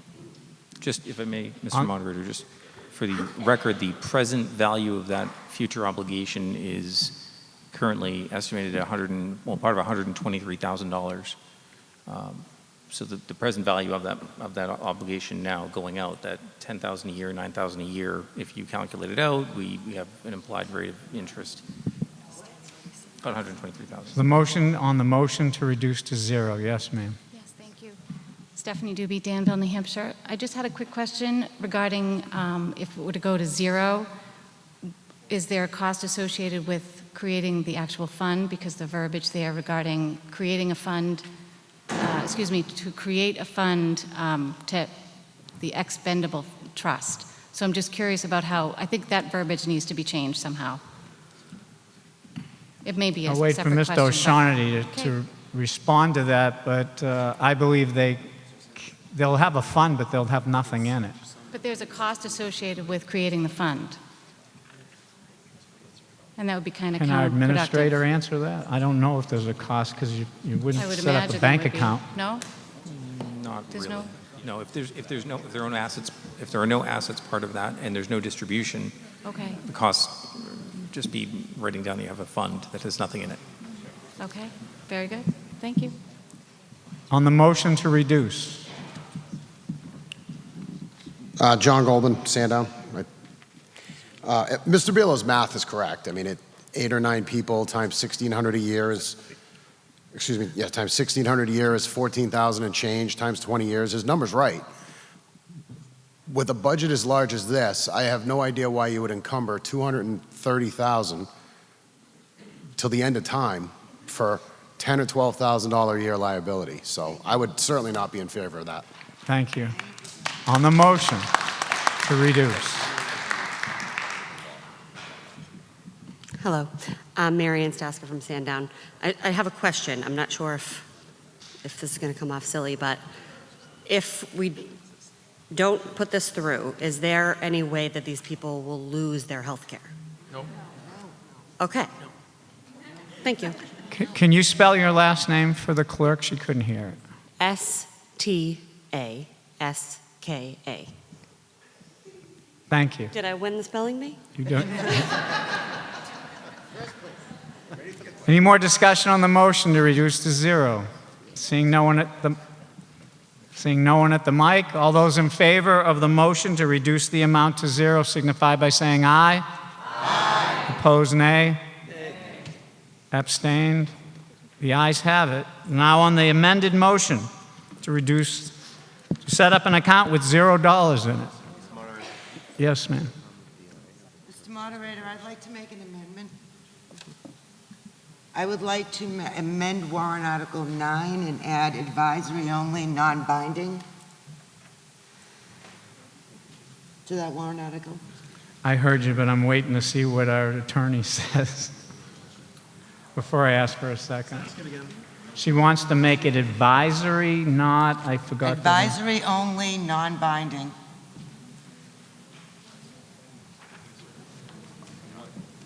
Advisory to who, though? What part of it? I don't understand. The advisory to who, though? Mr. O'Shaughnessy says he doesn't understand what part do you want to make advisory, the whole thing? Well, it would Because be- at present, the motion on the floor that was amended was that no money will go into this. And I understand that, but is it, would we still have to do something with a trust if it did pass with no money? According to the business administrator, probably not, and he doesn't That's my anticipate. question. I don't know if you heard him. He answered that question. There's not really going to be an expense in setting up a fund with zero. But in my opinion, not about expense, but if you pass it and the fund is zero, but there's a fund available, next year, if the voters want to put money in the fund, am I correct, Mr. O'Shaughnessy? They can have a new warrant article to put money into the fund.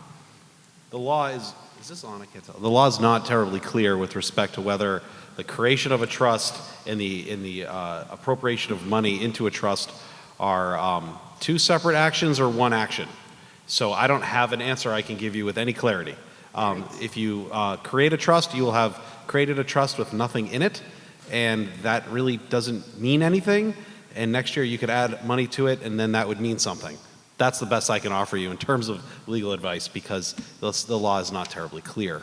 I don't know how you would create an advisory or non-binding obligation here. It's not really applicable. You either have an obligation to create a trust fund or you don't. So I don't think And it's that's why I wanted to make it advisory, non-binding, Attorney O'Shaughnessy, so that we're not bound to set up a trust with no funds.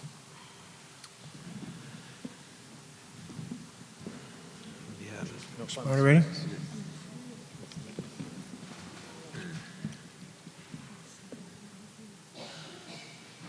Mr. Moderator? Are you waiting for me or the speaker? Well, I'm waiting for you because I don't know if her motion's in order. You said that you don't know how she does it, but if she wants to make the motion, I assume she can make the motion. Yeah, I don't think it's in order, unfortunately, because unlike other things, you either have an obligation to do it or don't, and only the legislative body can create a trust. The other things that are advisory are typical things that the school board has the authority to decide. This is an issue that only the legislative body can decide. Are you directing the board to create a trust or not? It can't be advisory. It has to be a yes or a no. So I think that would be an inappropriate amendment. James? Mr. Moderator, Jim Garrity from Atkinson. Since there's no amendment on the floor, I'd like to make an amendment. And it would say, if Article 7, withdrawal from SAU 55 is approved, shall the Timberlane Regional School District study whether to create, where is it? A new expendable trust fund to authorize the Timberlane School District to use transfer money from this fund to pay Timberlane's share of ongoing healthcare liabilities of retired SAU 55 employees. So it maintains the subject matter. We're still talking about expendable trust funds. Now we're going to study whether to create one. You have that in writing, James, and signed? I will, yes, sir. I'll second that. Attorney O'Shaughnessy, I believe he's just changing it from raise and appropriate to a study. Yeah, I think the subject matter is intact. I mean, I define subject matter broadly. The courts define subject matter broadly. The cases that have interpreted the ability to amend are pretty liberal, and they generally allow pretty broad amendments. So I'm not going to take the position that that's an illegal amendment. So we have a motion to amend to create a study instead of raise and appropriate. I'll have that in writing shortly. Do I have a second on that? I seconded that. Can Okay. the man from Danville, can you say your name again? I'll recognize you. Got it? I was talking, so I don't know if she heard. Sorry, Jim. Who did? Oh, we already had a second? I guess I wasn't close Oh, enough to the I mic. didn't That's hear. okay. Dave Knight, Sorry, you want, Mr. Dave Knight. Knight, you want it? you can have it, Dave. There's one more after this, Mr. Knight, if you, a little quicker. So Jim's writing it up so I can repeat it so our voters will know what we're going to move on. The gist of his motion is instead of raise and appropriate a sum, but to study. whether we should do something about it.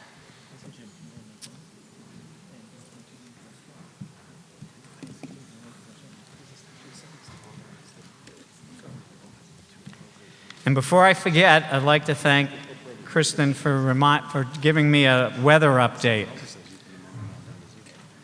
It's black ice outside.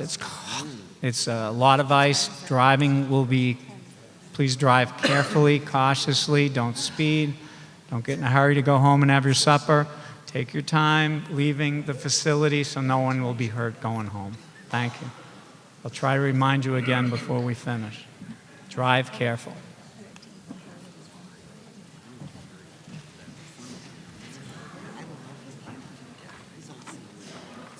The motion, if Article 7, withdrawal from SAU 55 is approved, shall the Timberlane Regional School District study whether to create a new expendable trust fund to fund health care liabilities of retired SAU 55 employees. Signature? Thank you, Jane. Motion made and seconded. Any discussion about changing it to a study? I don't see anybody at the mic. All in favor of the motion signify by saying aye. Aye. Opposed? Abstained? The ayes have it. So the motion is now amended. Any further discussion on the motion as amended? I'd like to move the question. I see no more discussion. No need to move the question, so nobody's talking about it. Nobody's at the mic. So Article 9 will appear on the warrant as amended in writing. Thank you. Article 10, last Move article. to restrict reconsideration? I have a movement to restrict. Restrict reconsideration. Restrict None of this reconsideration. reconstruct stuff. Do we have a second? Yes. I have a second from Sean. Any discussion? All in favor say aye. Aye. Opposed, nay. Abstained. Ayes have it. Thank you. Article 9 is restricted. Article 10, funding for transition and preparation for withdrawal from SAU 55 by petition of Rob Collins et al. If withdrawal from SAU 55 is approved, shall the voters of the Timberlane Regional School District raise and appropriate $100,000 to fund the recommended transition period defined in the SAU 55 withdrawal plan by the SAU 55 Withdrawal Planning Committee.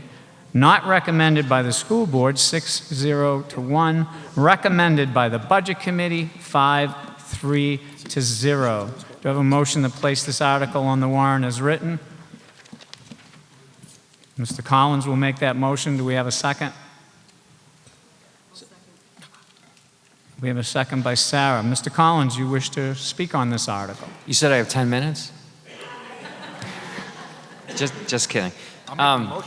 I'm glad. We've spoken a lot about this $100,000 tonight. I think everyone understands it.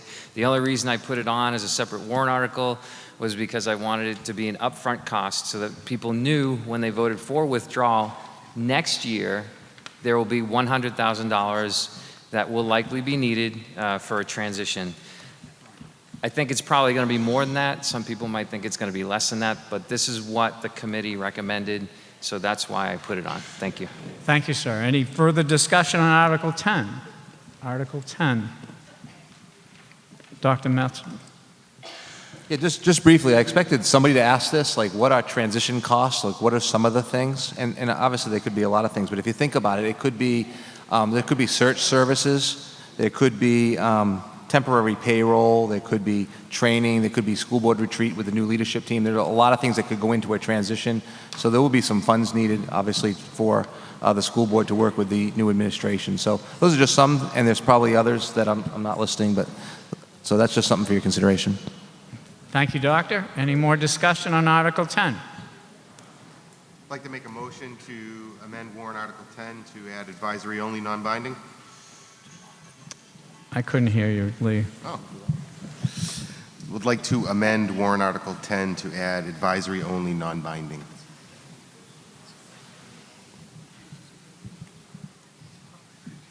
So I have a motion to add to Article 10 by saying, making it advisory and non-binding, which I'm sure you'll put in writing and sign. Do you have a second? I have a second. Can you? Did you get it? Thank you. Would you like to speak on your motion? When you get back over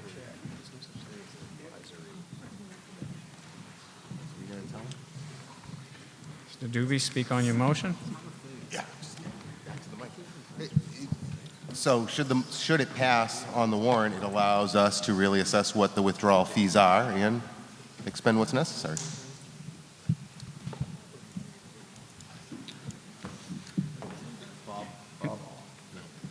Yes. Sorry, board members. The issue, you really can't create an advisory appropriation. DRA wants to know, yes or no, are you raising and appropriating that money? And creating an advisory warrant article creates this huge ambiguity. So you either have it or don't have it. So I don't think an advisory non-binding amendment here is appropriate or in order.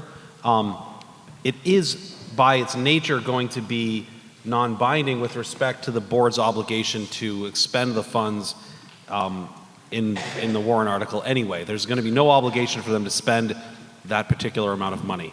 I think we've also heard that they're going to have these expenses, but anyway, it wouldn't be binding. The appropriation has to be a yes or no vote. So hearing the second part of Jim's explanation, I'll withdraw that motion. Okay, thank you. And the second agrees to the withdrawal.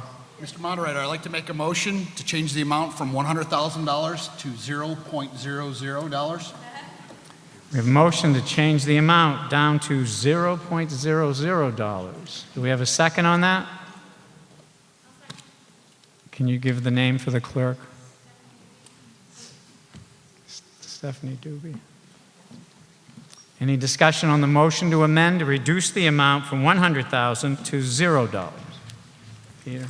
I'm incredulous that after the earlier discussion about how critical it was to have $100,000 in the budget for this transition, that a member of the school board would sit there and make a motion to reduce it to zero. There's more than enough money in our operating budgets, including the operating budget and the default budget. We returned nearly $4 million to you people last year. That is an enormous amount of money that we have had access to that we shouldn't. Any more discussion on the motion to reduce the amount to $0? Seeing no one at the mic, all in favor say aye. Aye. Opposed, nay? Nay. Let's have a show of your voting cards, like the assistants to count. If you're in favor of reducing the amount to $0, please raise your voter cards. Keep them up until we tell you you can place them down.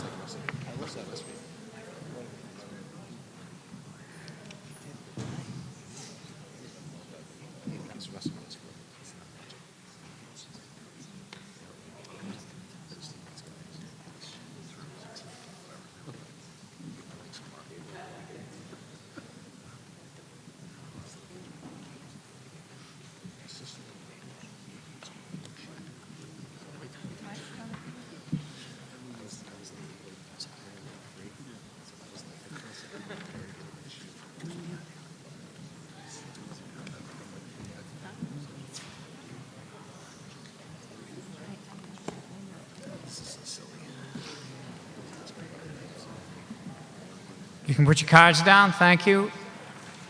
If you're opposed to the motion, please raise your cards.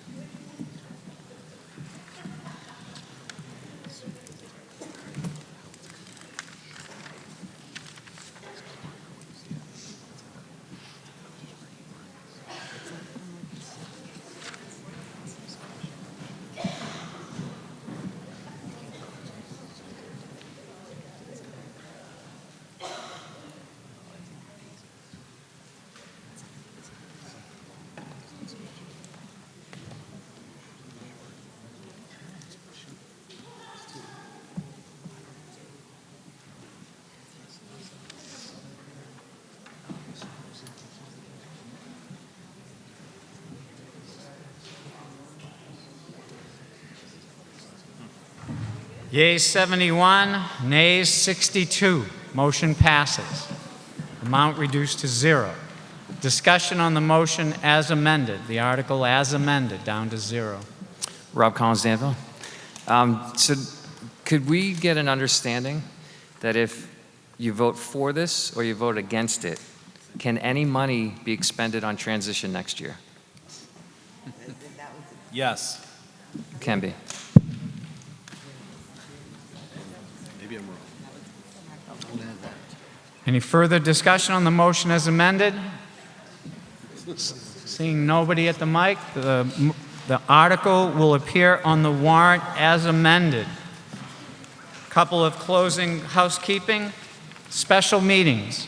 The school board will meet in the library immediately following this session to take recommendation action on the warrant. The Budget Committee will meet in room 506 immediately following this session to take recommendation action on the warrant.